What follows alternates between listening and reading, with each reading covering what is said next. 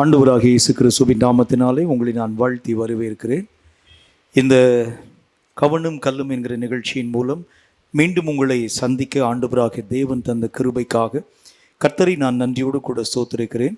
ஏற்கனவே நாம் அறிந்ததைப் போல ஆண்டவராகிய தேவனுக்குள் இந்த கடைசி கால யுத்த சந்ததியை ஆண்டவராகிய தேவன் எழும்ப பண்ண வேண்டும் என்று விருப்பப்படுகிறேன் என்கிற ஒரு வார்த்தையின் மூலம் அவர் பேசுகின்றார். நான் ஏற்கனவே உங்களோடு கூட பேசி சொன்ன அந்த வார்த்தைகளினுடைய அடிப்படையில் மீண்டும் உங்களுக்கு நினைவூட்ட ஆசைப்படுகின்றேன். ஆண்டவருக்கு இந்த கடைசி காலத்திலே ஒரு பெரிய ஒரு படை ஒன்று தேவைப்படுகிறது. ஏனென்றால் சாத்தானுடைய மும்முரமான வேகங்கள் தணிக்கப்பட வேண்டும் என்றால் கடைசி கால யுத்தத்திற்கு என்று ஆயத்தப்படுத்தப்படக்கூடிய ஒரு திரள் கூட்டம் கர்த்தருடைய சேனையாக உருவாக்கப்பட வேண்டும். அதற்காகவே ஆண்டவராகிய தேவன் கடைசி கால சந்ததியை உருவாக்கி கொண்டு வருகிறேன் என்கிற ஒரு வார்த்தையின் மூலம் அவர் பேசுகின்றார். இந்த கடைசி கால யுத்த வீரர்கள் என்ன விதத்திலே தங்களை அவர்கள் ஆயத்தப்படுத்த வேண்டும்? ஒவ்வொரு யுத்த வீரனும் ஆயத்தம் இல்லாமல் யுத்தத்தின் ஊடாக கடந்து போகிறது இயலாது. உங்களுக்கு மெய்யாகவே நாம் அறிந்ததைப் போலவே ஆண்டவராகிய தேவனுடைய படையிலே சேரக்கூடிய ஒரு மனிதனுடைய சில தகுதிகள் அவனுடைய வாழ்க்கையினுடைய நிலைகளை உயர்த்த துவங்க ஆரம்பித்து விடுகிறது. யுத்தத்திலே அவன் பழக்குவிக்கப்படக்கூடியவனாக, யுத்தத்திலே செயலாற்றும் ஒரு நல்ல ஒரு வீரனாக அவன் மாற்றமடைய துவங்குகின்றான். என்ன அந்தரங்கமான ஆயத்தம் அவனுடைய வாழ்க்கையிலே வர வேண்டும்? விசுவாசம் என்கின்ற காரியத்தினுடைய அடிப்படையில் சில ஆயத்தங்களை பற்றி நாம் நம்முடைய தியானத்திலே பார்த்து கொண்டு வருகின்றோம். மீண்டும் அந்த வசனத்தை வாசிக்க கேளுங்கள். எபிரேயருக்கு எழுதப்பட்ட நிருபம் 11வது அதிகாரம் 34வது வசனம் இந்த வார்த்தையை நமக்கு சொல்கிறது. எபிரேயர் 11:34 வாசிக்க கேளுங்கள். அக்னியினுடைய உக்கிரத்தை அவர்கள் அவித்தார்கள். பட்டயத்தினுடைய கருக்குக்கு அவர்கள் தப்பினார்கள். பலவீனத்தில் அவர்கள் பலம் கொண்டார்கள். யுத்தத்திலே அவர்கள் வல்லமை உள்ளவர்களானார்கள். அந்நியருடைய சேனைகளை அவர்கள் முறியடிக்க துவங்கினார்கள். வசனத்துல நல்ல ஒரு வார்த்தை ஆண்டவராகிய தேவனால் சொல்லப்படுகிறது. இந்த வார்த்தையில என்ன போட்டிருக்கு பாருங்க. அவர்கள் யுத்தத்திலே பலம் கொள்ளவராய் உருவாக்கப்பட்டாங்க. அந்நியருடைய சேனைகளை அவர்கள் அழித்து ஒழித்து போட்டார்கள். இந்த கடைசி காலத்துல நம்ம செய்யக்கூடிய யுத்தத்தில் எந்த விதமான மாற்று கருத்துக்களை நம்மளால சொல்ல முடியாது. சில நேரத்தில் நமக்கு வரக்கூடிய போராட்டங்களில் சில நேரங்களில் நாம் தோற்று போனால் கூட மீண்டும் அந்த போராட்டத்தை நாம் சந்திக்க மீண்டு எழக்கூடிய ஒரு அனுபவம் நம்முடைய வாழ்க்கையிலே வரலாம். ஆனால் இந்த கடைசி கால யுத்தத்தில் அப்படிப்பட்ட ஒரு தன்மை நமக்கு கொடுக்கப்படுகிறது இல்லை. கடைசி கால யுத்தம் என்று சொன்னால் ஒன்று வாழ்வு இல்லை என்றால் சாவு, அவ்வளவுதான். வேற மார்க்கம் ஒன்றுமே இல்லை. இதுல ஒரு மனிதனுடைய வாழ்க்கையில தோல்வியா வெற்றியா அப்படின்னு நம்ம நிர்ணயம் பண்ணக்கூடாது. ஒன்று வெற்றி மட்டும்தான் வரணும். ஏனென்றால் தாவீது கோலியாத்தினுடைய சம்பவத்தில் வெற்றி ஒன்றையே இலக்காக வைத்து தாவீது கடந்து போனதுனால தான் கோலியாத்தினுடைய சகாப்தத்தை அவனால் முடிக்க முடிந்தது. அதே மாதிரி இந்த கடைசி கால யுத்த வீரர்களுடைய ஒரே எய்ம் எதுவாக இருக்கணும் அப்படின்னா ஒரே ஒரு குறிக்கோள், வெற்றி. இந்த வெற்றியை நாம் பெற்றுக்கொள்ள வேண்டும் என்றால் நமக்குள் இருக்கக்கூடிய அந்தரங்கமான ஆயத்தம், இந்த விசுவாசம் என்கின்ற ஒரு ஆயத்தம் தான் ஒரு மனுஷனுடைய வாழ்க்கையை பலம் உள்ளவனாய் உருவாக்க துவங்குகிறது. ஒரு மனுஷன் ஆண்டவராகிய தேவனுக்குள் பலமடைய வேண்டும் என்றால், கர்த்தராகிய தேவனுடைய மகிமையை தன் வாழ்க்கையிலே பரிபூர்ணமாய் அவன் பெற்றுக்கொள்ள வேண்டும் என்றால் விசுவாசம் என்கின்ற காரியம் அவனுடைய வாழ்க்கையின் அடித்தளமாய் காணப்பட வேண்டியது அவசியம். இந்த விசுவாசத்துல முக்கியமான ஒரு காரியத்தை பற்றி நம்ம பார்க்கிறோம். இந்த விசுவாசத்துல பல வகையான காரியங்களை பற்றி நான் உங்களுக்கு பேசியிருக்கிறேன். ஆண்டவருடைய அற்புதங்களை பெறக்கூடிய விசுவாசம், கிருபைகளை பெறக்கூடியது, வாக்குத்தத்தங்களை பெறக்கூடியது, ஆண்டவர் தந்திருக்கக்கூடிய நன்மைகளை பெறக்கூடியது என்று பல தரப்பட்ட விசுவாசங்கள் இருந்தாலும் இன்றைக்கு நம்ம குறிப்பாக பார்க்கக்கூடிய விசுவாசம் எப்படிப்பட்டது என்றால் யுத்தத்திற்கு அடுத்த ஒரு விசுவாசம். இந்த விசுவாசம் மற்ற விசுவாசத்தை மாதிரி இல்லை. அந்த விசுவாசம் நம்முடைய வாழ்க்கையில அற்புதங்கள் நடக்கவில்லை என்று சொன்னால் விசுவாசத்தை நம்ம வர்த்திக்க நம்ம அந்த காரியங்களை உருவாக்கிடலாம். ஆனால் அந்த யுத்தத்துக்கு அடுத்த விசுவாசத்துல நீங்க ஒரே திறமாய் காணப்பட ஆரம்பிச்சா தான் வெற்றியை நாம் நம்முடைய வாழ்க்கையிலே இலக்காக கொள்ள முடியும். இந்த யுத்தத்துக்குரிய விசுவாசத்தை பற்றி வேதம் என்ன சொல்கிறது? 1 தீமோத்தேயுவின் புத்தகத்தில் 6வது அதிகாரம் 12வது வசனம். ஏற்கனவே நம்ம வாசித்த வசனம் தான், என்றாலும் மீண்டும் ஒரு முறை வாசிக்க கேளுங்கள். 1 தீமோத்தேயு 6வது அதிகாரம் 12வது வசனம் என்ன சொல்கிறது என்று பாருங்கள். விசுவாசத்தின் நல்ல போராட்டத்தை போராடு. நல்ல போராட்டத்தை நீ போராடு. அவர் என்ன சொல்றாரு? விசுவாசத்திலே நல்ல போராட்டத்தை நீ போராட வேண்டும். ஒரு முக்கியமான ஒரு மனிதனுடைய வாழ்க்கை போராட்டம் என்கின்ற ஒரு போராட்டத்தில் எப்படியாகிலும் நாம் சண்டை போடணும் அப்படின்னு நம்ம போகக்கூடாது.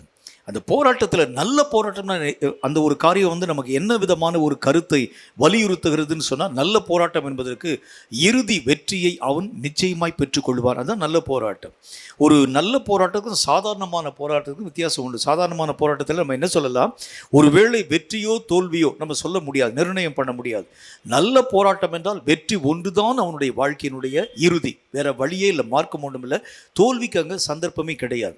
அப்போஸ்தலன் என்ன சொல்லுகின்றான்? நல்ல போராட்டத்தை நீ போராடு விசுவாசத்தினாலே. இந்த விசுவாசத்தினால் நல்ல போராட்டத்தை நம்ம வந்து போராட வேண்டும் என்றால், விசுவாசத்தில் சில காரியங்கள் நம்முடைய வாழ்க்கையில் இருக்கக்கூடிய பல காரியங்கள் நம்முடைய வாழ்க்கையினுடைய எல்லைகளை விட்டு விலகி போக வேண்டியது அவசியம். இப்போ நம்முடைய வாழ்க்கையை விட்டு விலக வேண்டிய சில காரியங்கள் என்ன என்கிறத பற்றி தான் நம்ம பார்க்க போகின்றோம். என்ன காரியங்களுடைய அடிப்படையில் நம்முடைய விசுவாசம் பக்குவப்படுத்தப்பட வேண்டும், பரிசுத்தப்படுத்தப்பட வேண்டும், ஆயத்தம் அடைய வேண்டும், யுத்தத்திற்கு அது தகுதியுள்ளதாய் நம்மை உருவாக்க வேண்டும். இதைத்தான் நம்முடைய தியானத்தில் பார்த்துட்டு வரோம். இன்றைக்கு நாம் பார்க்க போகின்ற தன்மை, இந்த விசுவாசத்தில் எந்த கலப்பு இருக்கக்கூடாது, எதை நாம் வேறு பிரிக்க வேண்டும். வசனத்தை வாசிங்க. மத்தேயு எழுதின சுவிசேஷத்தில் 13வது அதிகாரம் 58வது வசனம் ஒரு வார்த்தையை நமக்கு சொல்கிறது. மத்தேயு 13வது அதிகாரம் 58வது வசனத்தில் என்ன குறைவு நம் வாழ்க்கையை விட்டு நீக்கப்பட வேண்டும்? வாசிக்க கேளுங்க. அவர்களுடைய அவிசுவாசத்தின் நிமித்தம் அவர் அங்கே அநேகம் அற்புதங்களை செய்யவில்லை. வசனத்துல ஒரு காரியத்தை நம்ம வந்து பார்க்கிறோம். ஆண்டவராகிய தேவன் வல்லமையிலே நிறைந்தவர். எங்க போனாலும் அதிசயம் அவர் மூலமாய் உருவாக்கப்படுகிறது. இது எல்லாரும் அறிந்த ஒரு உண்மை, மேன்மையான ஒரு காரியமும் கூட. ஆனால் இந்த இயேசு கிறிஸ்து போன அந்த இடத்துல அவனால் அற்புதங்களை செய்ய முடியலையாம். காரணம், அங்கு காணப்பட்டிருக்கக்கூடிய மக்களுடைய அவிசுவாசம் தேவனுடைய வல்லமையை மட்டுப்படுத்த துவங்கிற்று. அப்போ முதல் காரியம், கர்த்தராகிய தேவன் உங்களை வல்லமைக்கு உட்படுத்த பண்ண வேண்டும் என்று சொன்னால், உள்ளே காணப்படும் சின்ன ஒரு அவிசுவாசத்தினுடைய நிலை கூட கர்த்தருடைய வல்லமையை மட்டுப்படுத்த ஆரம்பிச்சிடும். ஒரு சின்ன ஒரு அவிசுவாசம், கர்த்தர் எனார்மஸ் பவர்னு சொல்லுவாங்க கர்த்தருடைய வல்லமை, அல்லது நம்மளால் வந்து கற்பனை பண்ணி பார்க்க முடியாத அப்நார்மல் பவர் நம்மளால் சொல்ல முடியும். அந்த வல்லமையை ஒரு சின்ன ஒரு அவிசுவாசம் மெய்யாகவே தடுத்து நிறுத்த ஆரம்பிச்சிடும். இந்த அவிசுவாசம் என்கின்ற ஒரு சின்ன ஒரு விஷயம் நம்முடைய வாழ்க்கையிலே எவ்வளவேனும் அல்லது எள்ளளவும் காணப்படுகிறது உண்டானால், தேவனுடைய பரிபூர்ணமான வல்லமையை இந்த அவிசுவாசம் மட்டுப்படுத்த ஆரம்பிச்சு. இப்போ சாத்தான் என்ன செய்கின்றான் அப்படின்னா, விசுவாசத்தினுடைய காரியங்களை தவிர்த்து அவிசுவாசம் என்கின்ற ஒரு சின்ன ஒரே ஒரு விதையை நம்முடைய வாழ்க்கையை விதைக்க ஆரம்பிச்சிடும். அப்படின்னா இந்த அவிசுவாசத்தினுடைய சின்ன ஒரு விதை கர்த்தருடைய கட்டுப்படுத்த முடியாத வல்லமையை இந்த அவிசுவாசத்தின் விதைகள் நிறுத்த ஆரம்பிச்சிடும். இப்போ உங்களால் யுத்தத்துக்குள்ளே போக முடியாது. இப்போ கர்த்தர் என்ன சொல்லுகின்றார்? அவிசுவாசத்தின் காரியங்கள் எங்கெங்கெல்லாம் வந்திருக்கிறது பாரு. எங்கெங்கெல்லாம் உன்னால் வந்து கர்த்தராகிய தேவனை நம்ப முடியல, எங்கெங்கெல்லாம் விசுவாசிக்க முடியல. சில காரியங்களிலே கர்த்தரை நம்பக்கூடிய நீ, பல விஷயங்களில் நீ அவருடைய காரியங்களை உன்னால் ஏற்றுக்கொள்ள முடியல, உன்னால் அங்கீகரிக்க முடியல. கர்த்தராகிய தேவனால் இதை சாதிக்க முடியுமா? ஒரு சின்ன ஒரே ஒரு உதாரணம் சொல்கிறேன் பாருங்களேன். இப்போ வந்திருக்கக்கூடிய உலக அளவிய வந்திருக்கக்கூடிய ஒரு பெரிய ஒரு பிரச்சனை. இப்போ கர்த்தராகிய தேவன் சொல்லுகின்றார், உன்னை கொண்டு இந்த பிரச்சனையை நான் மெய்யாகவே முடிவடைய பண்ண போகின்றேன். இந்த பிரச்சனைக்குரிய தீர்வு உன் கையை பொறுத்து தான் போயிருக்கு கர்த்தர் பேசுகின்றார். ஆனால் உலக அரங்கத்தை நாம் திரும்பி பார்க்கிறோம். அமெரிக்க ஐக்கிய நாடுகள் கையை பிசைஞ்சிட்டு இருக்கிறாங்க. ரஷ்ய தேசம் நாங்கள் வந்து இன்ஜெக்ஷன் தயாரிச்சிட்டோம்னு சொல்கிறாங்க. இன்னும் இந்த சீனாவில் காணப்பட்டிருக்கக்கூடிய மக்கள், இத்தாலியில் காணப்பட்டிருக்கக்கூடிய மக்கள், இங்கிலாந்தில் காணப்பட்டிருக்கக்கூடிய மக்கள், நம்முடைய இந்தியாவில் காணப்பட்டிருக்கக்கூடிய இன்னும் அநேகம் விதமான இடங்களில் காணப்பட்டிருக்கக்கூடிய மக்களுக்கு அடுத்த நிலை என்ன நடக்க போகிறது தெரியல. 2020 இப்படி இருக்குமா, 2021 வருமா, அல்லது 2024 வரைக்கும் இந்த மாதிரியான பிரச்சனை வந்து விடுமா? நிறைய பேர் நிறைய கருத்துக்களை பேச ஆரம்பிக்கிறாங்க. இப்ப கர்த்தர் சொல்லுகின்றார், உன்னுடைய ஒரே ஒரு அசைவை கொண்டு, உன்னுடைய கரத்தின் வலிமையை கொண்டு, நீ என் மேலே வைக்கக்கூடிய விசுவாசத்தை கொண்டு இந்த தேசத்தை, இந்த அகில உலகத்தை ஆட்டி படைக்கக்கூடிய கொரோனா வைரஸ் நோய் கிருமிகளை நான் அழிக்கப் போகிறேன். நீ ஒரு வார்த்தை சொல்லுப்பா, என்னுடைய நாமத்தினால ஒரு வார்த்தை சொல்லு, இந்த கொரோனா நோய் கிருமிகள் எல்லாம் இன்றைக்கு ராத்திரியோடு கூட விலகி போகிறதை பார்ப்பாய். நம்ப முடியுமாங்க நம்மளால? இது எப்படி சாத்தியமாகும்? எப்படி நடக்கும்? எல்லா நாடுகளும் தத்தளிக்கக்கூடிய காரியம். பெரிய பெரிய ஊழியர்கள் எல்லாம் பயத்தோடு கூட காணப்படுறாங்க. என்ன நடக்க போகுது தெரியல. பெரிய பெரிய ஊழியர்களே இப்படிப்பட்ட நோயினால் பாதிக்கப்பட்டிருக்கக்கூடிய நேரத்தில் சாமானியமான மனுஷனாகி நான் எம்மாத்திரம். இந்த அவிசுவாசம் தான் கர்த்தராகிய தேவன் உன்னை ஆண்டவராகிய தேவனுடைய கிரியைகளை இந்த அவிசுவாசம் மட்டுப்படுத்த ஆரம்பிச்சிருது. கர்த்தர் உன்னை கொண்டு காரியங்களை செய்யணும்னு விருப்பப்படுகின்றார். கர்த்தர் உன்னை கொண்டு பெரிய காரியங்களை உருவாக்க வேண்டும் என்று விருப்பப்படுகிறார். கொஞ்சம் யோசிங்க. சவுலினுடைய படை நின்று கொண்டிருக்கிறது. பெலிஸ்தியருடைய இராணுவங்களும் எதிராக நின்று போருக்காக ஆயத்தப்பட்டு இருக்கிறாங்க. இந்த பெலிஸ்தியர்கள் திடீரென்று சொல்லி இஸ்ரவேலுக்கு விரோதமாய் வந்து அவர்கள் மெய்யாகவே அவங்க அந்த இஸ்ரவேல் நாட்டை சுற்றிலும் மெய்யாகவே அடைத்து நிற்கிறாங்க. யுத்தம் மும்முரமாய் மூழக்கூடிய ஒரு சூழ்நிலை. சவுல் ராஜா தன்னுடைய இராணுவங்களை பரீட்சித்து பார்க்கின்றார். யாருடைய கையில் பட்டயம் வச்சிருக்கீங்கன்னு கேட்குறாரு. உடனே அங்கே இருக்கக்கூடிய மக்கள்லாம் சொல்கிறாங்க, பட்டயம் வச்சுருக்கோங்க, ஆனால் அந்த பட்டயம் கருக்கானதா இல்லை. ஏன் கருக்கானதா இல்லை? இந்த பட்டயத்தை தீட்ட வேண்டும் என்றால் பெலிஸ்தியர்கிட்ட தான் அங்கே போகணும். இப்போ பெலிஸ்தியர் தான் நமக்கு எதிராக வந்திருக்கிறார்கள். பட்டயத்தை தீட்ட எங்களுக்கு அவகாசம் இல்லை, எங்களால் முடியாது. எங்கள் கையில் அரங்களோ மற்ற எந்த காரியமும் ஒன்றும் கிடையாது. இந்த பட்டயத்தை கருக்காக்க எங்களால் முடியாது. சவுலினுடைய கையிலும் யோனத்தானுடைய கையில் மட்டும்தான் பட்டயம் இருக்கிறது. மற்ற யாருடைய கையிலையும் பட்டயம் இல்லை. யுத்தத்துக்கு பெலிஸ்தியர்கள் வந்துட்டாங்க. பெலிஸ்தியர்கள் ஒரு பெரிய தீர்மானம் பண்றாங்க. இவர்கள் பட்டயத்தை கருக்காக்க விடாத சூழ்நிலைகளை உருவாக்கணும். யாரும் தங்கள் பட்டயத்தை ஷார்ப் பண்ணாத அளவிற்காக நாம் மெய்யாகவே யாருக்கும் இந்த பட்டயத்தை தீட்டி கொடுக்க கூடாதுன்னு சொல்லி அவங்களாம் பேசி முடிச்சுட்டு இஸ்ரவேலை கலங்க பண்ணி இஸ்ரவேல் நாட்டை தன்வசமாய் மாற்ற வேண்டும் என்று யோசிக்கிறாங்க. ஒரு நாள் மாலை வேளையில் யோனத்தானும் அவனுடைய ஆயுததாரியும் அப்படி வயல்வெளியில் உழவதற்காக கடந்து போகிறாங்க. இந்த ஆயுததாரியை பார்த்து யோனத்தான் சொல்லுகின்றார், நம்ம 2 பேரும் போய் இந்த மலையின் மேலே ஏறி இந்த பெலிஸ்தியருடைய இராணுவத்துக்குள்ளே போய் பார்க்கலாமான்னு கேட்குறாரு. உடனே அந்த ஆயுததாரி சொல்கிறான், சரி நீங்கள் நினைக்கிறபடிலாம் செய்யுங்க. 2 பேரும் போகிறாங்க. திடீர்னு சொல்லி பெலிஸ்தியரில் காணப்பட்டிருக்கக்கூடிய படை வீரர்கள் பார்க்கக்கூடிய அவங்க பார்த்துட்டாங்க, இதோ இஸ்ரவேல் மக்கள் தங்கள் வலைகளை விட்டு வெளியே வந்துட்டாங்க, அவர்களை நாம் அழித்து போட வேண்டிய காலம் வந்தாயிற்று. இப்போ இவங்க 2 பேரும் ஒரு வார்த்தையை பேசுகிறாங்க, நீங்கள் ஏறி வாருங்கள், நாங்கள் உங்களுக்கு பாடம் கற்பிக்கிறோம் என்று சொல்லி அவர்கள் நம்மோடு கூட பேசுகிறது உண்டானால் கர்த்தர் இதோ நம்முடைய கரங்களிலே அவர்களை ஒப்பு கொடுத்து விட்டார் என்று நாம் அறிந்து கொள்ளலாம். நீங்கள் நின்ற இடத்துல அப்படி நில்லுங்கள், நாங்கள் உங்களை தேடி வருகிறோம் என்று சொன்னால் நாம் மெய்யாகவே அழிக்கப்பட்டு போவோம் என்பதை இதன் மூலமாய் கற்றுக்கொள்வோம் என்கிற ஒரு வார்த்தையை பற்றி பேசினாங்க. பெலிஸ்தியர்கள் சொன்னாங்க, நீங்கள் ஏறி வாருங்க, உங்களுக்கு நாங்கள் பாடம் கற்பிக்கிறோம் என்று சொன்ன பொழுது யோனத்தான் ஆயுததாரியை பார்த்து சொன்னார், இதோ கர்த்தர் பெலிஸ்தியரை நம்முடைய கரங்களிலே ஒப்பு கொடுத்து விட்டார், ஆகவே தைரியமா ஏறிவா என்று சொல்லி இந்த 2 பேர் போய் அநேகம் பெலிஸ்திய ஜனங்களை படைகளை கொன்று போட்டாங்க. இவர்கள் நிமித்தம் 3 அந்த யுத்தத்திலே பெலிஸ்தியர்கள் அத்தனை பட்டயங்கள் வைத்திருக்க துவங்கினாலும் பட்டயமே இல்லாதிருக்கக்கூடிய இஸ்ரவேல் மக்கள் பெலிஸ்தியர்களை எளிதாக ஜெயித்தார்கள் என்று வேத புத்தகத்தில் பார்க்கிறோம். அப்படின்னா பட்டயத்தினாலும் அல்ல, வல்லமையினாலும் அல்ல, தேவன் பேரில் வைக்கக்கூடிய விசுவாசத்தினால் தான் எல்லாம் சாத்தியமாக்கப்படுகிறது. நல்லா புரிஞ்சுக்கோங்க.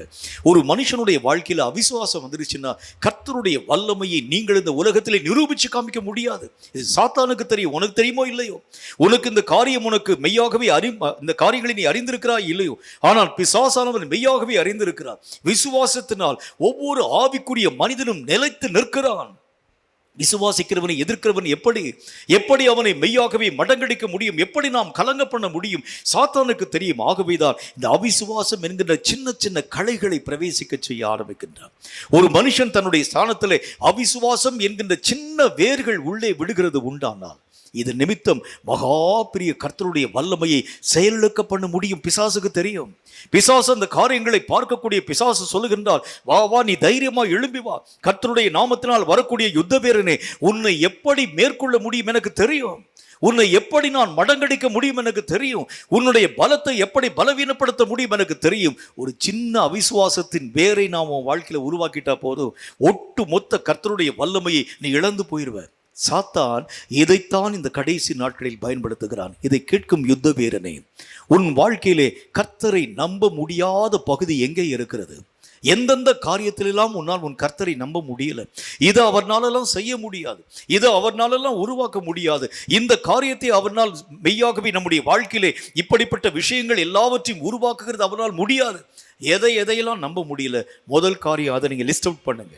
எதெல்லாம் என்னால் ஆண்டவராக தேவன் என் வாழ்க்கையில செய்ய முடியாதுன்னு சொல்லி நான் நினைக்கிறேன், இந்த காரியமெல்லாம் என்னுடைய வாழ்க்கையில நடைபெற முடியாதுன்னு சொல்லி எதெல்லாம் நான் யோசிக்கிறேன், எந்தெந்த வியாதியெல்லாம் என்னை விட்டு போகாத நான் நினைக்கிறேன், எந்தெந்த பிரச்சனையெல்லாம் என்னை விட்டு போகாதுன்னு நினைக்கிறேன், கர்த்தருக்கு இந்த காரியங்களை செய்யக்கூடிய வல்லமை இல்லைன்னு சொல்லி எதெல்லாம் நான் நினைக்கிறேன், அதெல்லாம் லிஸ்ட் அவுட் பண்ணி கர்த்தருடைய நாமத்தினால கரங்களை வச்சு ஜெபம் பண்ணுங்க. இந்த காரியங்கள் உம்மால் செய்ய முடியாதுன்னு சொல்லி நான் நினைச்சேன், ஆனால் இப்பொழுதோ என் அவிசுவாசம் நீங்க எனக்கு உதவி செய்யும். உம்மால் எதையும் செய்ய முடியும் ஆண்டவரே, எதையும் சாதிக்க முடியும். உம்முடைய வல்லமைகளை கட்டுப்படுத்தக்கூடியவன் யார்? உம்முடைய அதிகாரங்களை கட்டுப்படுத்தக்கூடியவன் யார்? உம்முடைய எல்லா விதமான சத்துவங்களை எதிர்த்து நிற்கத்தக்கவன் யார்? வேத புஸ்தகத்தில் பார்க்கிறோம், இந்த உலகத்திலே காணப்பட்டிருக்கக்கூடிய மனிதர்கள் எல்லாரும் ஒருமனப்பட்டு கர்த்தருக்கு எதிராக நிற்க வேண்டும் என்று சொல்லி புறப்பட்டு போக ஆரம்பித்தாலும் ஒரே ஒரு கீழ்காற்றை கர்த்தர் அனுப்பினால் என்ன நடக்கும் யோசிச்சு பாருங்க. வழியை மறித்து நின்ற செங்கடல் ஒரு கீழ்காற்றுக்கு முன்பதாக நிற்க முடியாமல் போயிடுச்சு. மகாபெரிய எகிப்திலே பெரிய வாதைகளை உருவாக்கின அந்த மகாபெரிய வெட்டுக்கிளிகள் ஒரு சின்ன ஒரு கீழ்காற்றுக்கு முன்பதாக நிற்க முடியாமல் எல்லாம் சமுத்திரத்திற்குள்ளாக கடந்து போக துவங்கிற்று. கர்த்தர் ஒரு வார்த்தை சொன்னார், கர்த்தர் தன்னுடைய நாசியின் சுவாசத்தை அனுப்பினார், எல்லா சாத்தானுடைய வல்லமைகளும் அதமாக்கப்பட்டு போகும். இத விசுவாசிக்க பிசாசு அனுமதிக்க மாட்டான். அவிசுவாசம் என்கின்ற விதைகளை, அவிசுவாசம் என்கின்ற களைகளை நம்முடைய வாழ்க்கையிலே சாத்தான் உருவாக்க ஆரம்பிக்கிறான். கர்த்தர் சொல்லுகின்றார், இந்த அவிசுவாசம் ஒட்டு மொத்தமும் உன்னுடைய வாழ்க்கையின் எல்லைகளை விட்டு முதல் காரியம் நீக்கப்பட வேண்டும். அவிசுவாசம் நம்முடைய வாழ்க்கையிலே வரக்கூடிய வரைக்கும், அவிசுவாசத்தின் தன்மைகள் நம்முடைய வாழ்க்கையிலே இருக்கக்கூடிய வரைக்கும் கர்த்தருடைய முழு வல்லமையை உன்னால் நிரூபித்து காண்பிக்க முடிகிறது இல்லை. ஒரு நல்ல ஒரு சம்பவத்தை உங்களுக்கு சொல்றேன் பாருங்க. கர்த்தருடைய ஊழியக்காரனாய் காணப்பட்டிருக்கக்கூடிய அமெரிக்க ஐக்கிய நாடுகளில் மிகவும் பிரசித்தி வாய்ந்த தேவனுடைய ஊழியக்காரனாய் காணப்பட்டிருக்கக்கூடிய சகோதரன் மோரி செர்லோ என்கின்ற ஒரு கர்த்தருடைய ஊழியக்காரர் ஒரு முறை நம்முடைய இந்திய நாட்டிற்கு அவருடைய ஊழியத்திற்காக அவர் கடந்து வரப்போகின்றார். கடந்து வந்து சென்னையில் மெரினா கடற்கரையில் பெரிய ஒரு கன்வென்ஷன் நடத்த போகக்கூடிய அந்த காரியங்களுக்கு முன்பதாக கர்த்தருடைய சமூகத்தை நோக்கி ஜெபிக்கின்றார். கர்த்தர் சொல்லுகின்றார், உன் மூலமாக இந்த நாட்களில் பெரிய ஒரு மகிமையான காரியங்களை உருவாக்க போகிறேன் மகனே. இந்த இந்திய நாட்டில் ஒரு பெரிய ஒரு மகிமையை நான் எழுப்புதலை உருவாக்க போகிறேன், இந்த ஊழியத்தின் மூலம் பெரிய காரியங்களை சாதிக்க போகிறேன்னு கர்த்தர் சொன்னார். சரின்னு சொல்லி அவங்க ஃப்ளைட்டில் ஏறி அங்கேருந்து இந்தியாவுக்கு வந்துட்டாங்க. இந்தியாவுக்கு வந்துட்டு ஜெபம் பண்ணிட்டு மாலை வேளை மெரினா கடற்கரைக்கு கடந்து போகிறாங்க. கடந்து போய் ஸ்டேஜில் போய் ஏறி நின்று அவர் எல்லா ஜனங்களையும் பார்த்து தன்னுடைய கரங்களை அசைத்து கர்த்தருடைய வார்த்தைகளை சொல்லுகிறதற்கு முன்பதாக, அதுக்கு முன்னாலேயே ஆரம்ப ஜெபம் பண்ணணும்.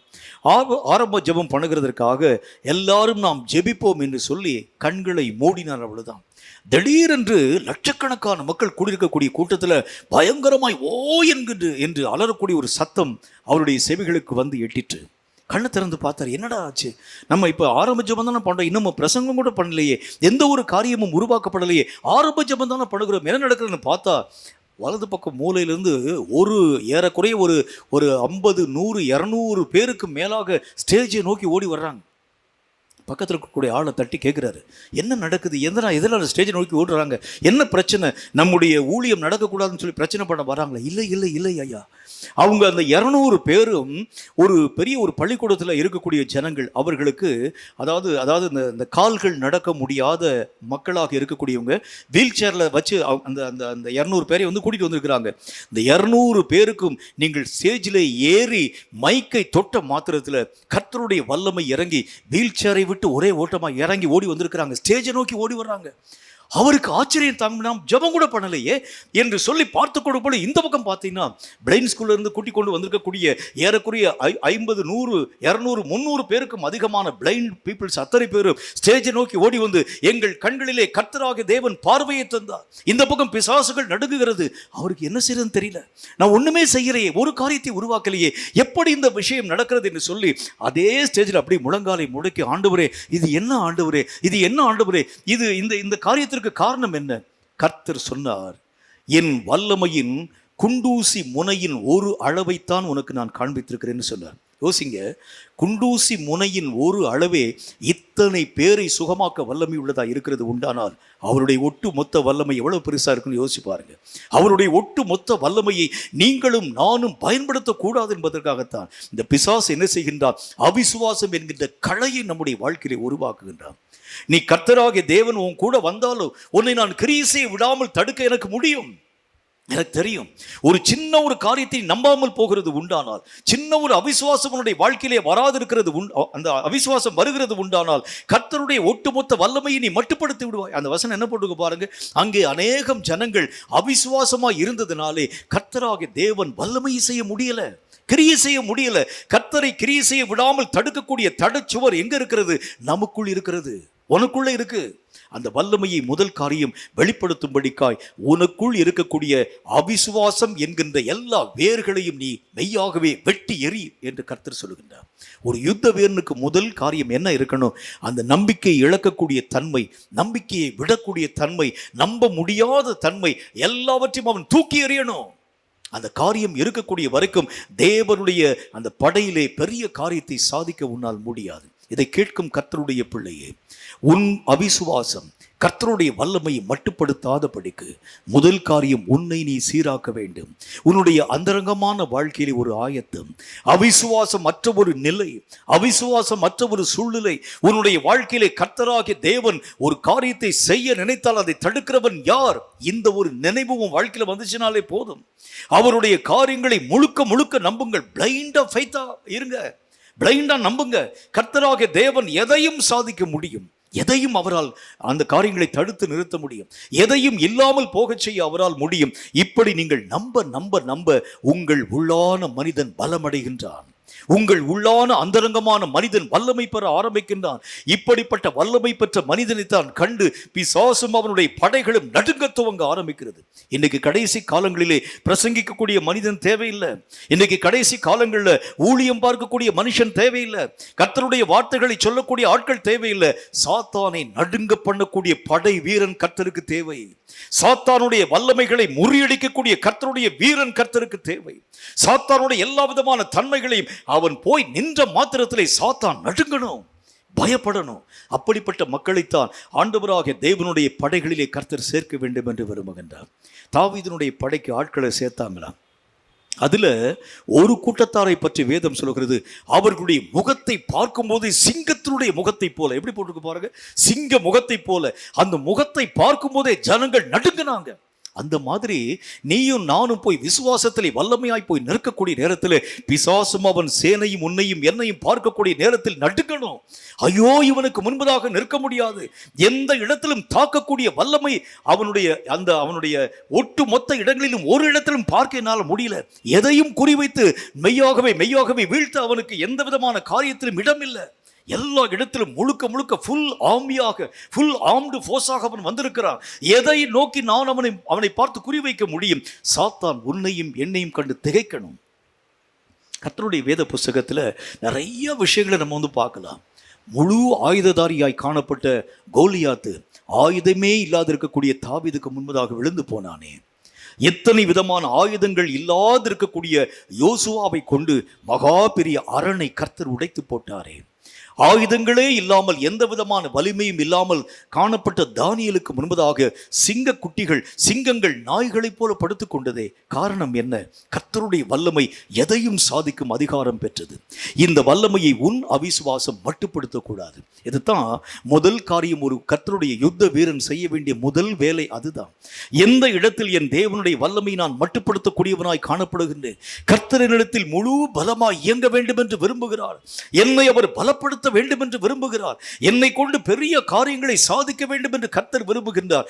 எந்த விஷயத்தினால் நான் அவருடைய வல்லமையை மட்டுப்படுத்துகிறேன், எந்த விஷயத்தினால் நான் அவரை செயல்பட விடாமல் அவருடைய வல்லமைகளை தடுத்து நிறுத்துகிறேன், அதை முதல் காரியம் வெட்டி எறி. அது ஒருவேளை உன்னுடைய வாழ்க்கையிலே வேரூன்றி வளர்ந்த ஒரு காரியமாக இருந்தாலும் அது இருக்கக்கூடிய வரைக்கும் கர்த்தருடைய வல்லமையை உன்னுடைய வாழ்க்கையிலே பயன்படுத்த முடியாது. சாத்தானும் உன்னை கண்டு நடுங்க மாட்டான். இரண்டாவதாக, ஒரு மனுஷனுடைய வாழ்க்கையில இரண்டாவது காரியம் என்ன அப்படின்னா, இது ரொம்ப ஒரு முக்கியமான ஒரு காரியம். நல்ல கொஞ்சம் ஆழமா கவனிங்க. நிச்சயமாக இதனுடைய ஆழ்ந்த கருத்துக்கள் உங்களுடைய வாழ்க்கையில பெரிய மாற்றங்களை தர துவங்க ஆரம்பிச்சிடும். 1 தீமோத்தேயுவின் புஸ்தகத்துல 5வது அதிகாரம் 8வது வசனம் இந்த வார்த்தையை நமக்கு சொல்லுகிறது. 1 தீமோத்தேயு 5வது அதிகாரம் 8வது வசனத்தை வாசிக்க கேளுங்கள். ஒருவன் தன் சொந்த ஜனங்களையும் தன்னுடைய சொந்த ஜனங்களையும் விசேஷமாக தன்னுடைய வீட்டாரையும் விசாரியாமல் போனால் அவன் விசுவாசத்தை மறுதலித்தவனும் விசுவாசங்களை மறுதலித்தவனும் அவிசுவாசியிலும்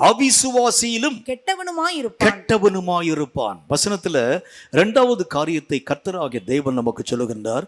ஒருவன் தன் வீட்டாரை மெய்யாகவே விசாரியாமல் போனால் அவன் விசுவாசியாதவனும் அவிசுவாசியிலும் கெட்டவனுமாய் காணப்படுவான். இரண்டாவது, கர்த்தருடைய வேதம் என்ன நமக்கு சொல்லுகிறது என்றால், ஒருவன் தன்னுடைய வீட்டாரை விசாரிக்க வேண்டும். நான் இப்போ சொல்லக்கூடிய வீட்டார் உங்கள் வீட்டில் இருக்கக்கூடிய மக்களை பற்றி பேசல. வீட்டார் என்கிறது நம்முடைய அவயவங்களை சொல்லக்கூடிய வார்த்தை. என்னுடைய அவயவங்களிலே ஒன்று பழுதாய் இருந்தாலும் தேவன் அதை பயன்படுத்த மாட்டார்.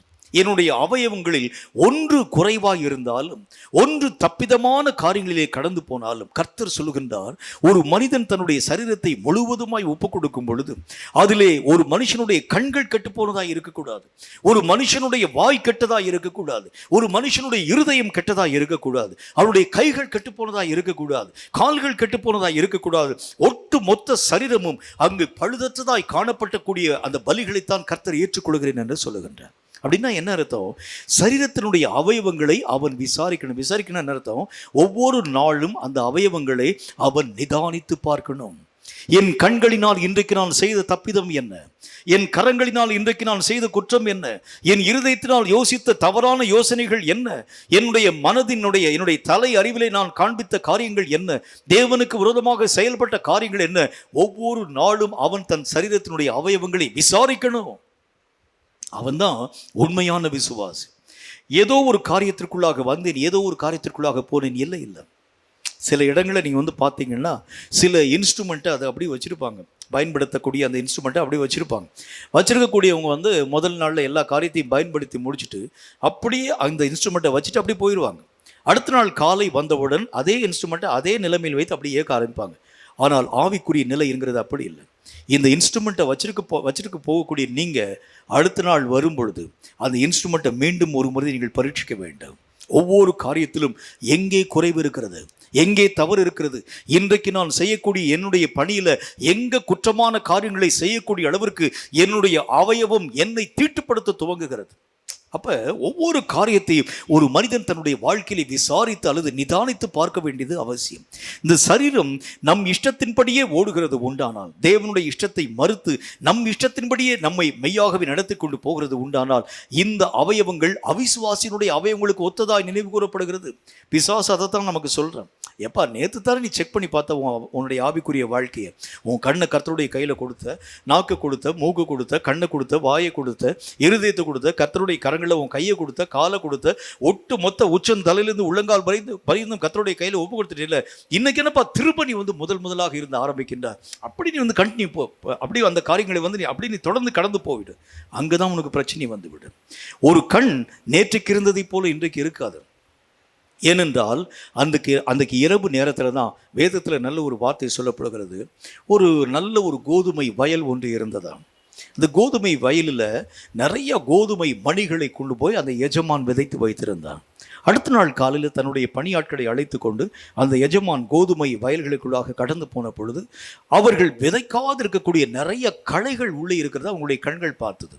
அந்த வேலைக்காரன் எஜமானை பார்த்து கேட்டான், எஜமானே, நம்ம கோதுமை மணியை தானே விதைச்சிருந்தோம், ஆனால் விதைக்காது இருக்கக்கூடிய களைகள் எல்லாம் வந்தது எப்படி அப்படின்னு கேட்ட பொழுது எஜமான் சொன்னார், சத்துருவானவன் நித்திரை பண்ணக்கூடிய நேரத்தில் வந்து விதைத்து விட்டு போனான். நம்ம நித்திரை பண்ணக்கூடிய நேரத்தில் சத்துருவானவன் ஏதாகிலும் சில களைகளை நம்முடைய வாழ்க்கையில விதைச்சிட முடியும். கண்களிலே, செவியிலே, இருதயத்திலே, யோசனையிலே ஏதாகிலும் ஒரு களை. அப்போ ஒவ்வொரு நாள் நீ உன்னை பயன்படுத்தும் பொழுதும் உன்னுடைய அவயவங்களை விசாரிக்கணும், செக் பண்ணி பார்க்கணும். இன்றைக்கு என்னுடைய கண்களிலே காணப்பட்டிருக்கக்கூடிய தன்மை எப்படி இருக்கிறது, என் செவியினுடைய நிலை எப்படி இருக்கிறது, நான் பேசக்கூடிய வாயின் வார்த்தையினுடைய பிரச்சனை எப்படி இருக்கிறது, நான் பார்க்கக்கூடிய நிலைகள் எப்படி இருக்கிறது, யோசிக்கக்கூடிய யோசனை ஒவ்வொரு நாளும் செக் பண்ணணும். நீ செக் பண்ணாமல் அப்படி போகிறது உண்டானால் உன் ஆவிக்குரிய நிலையை இழந்து போக ஆரம்பிச்சிருவேன். செக் பண்ணாமல் கடந்து போன நிறைய பேருடைய வாழ்க்கையை பார்க்க முடியும். சிம்சோனுடைய வாழ்க்கை இதற்கு நல்ல ஒரு உதாரணம். தன் வாழ்க்கையை தெளிலாள் என்கின்ற பெண்ணுக்கு முன்பதாக விற்று போட்டான் சிம்சோன்.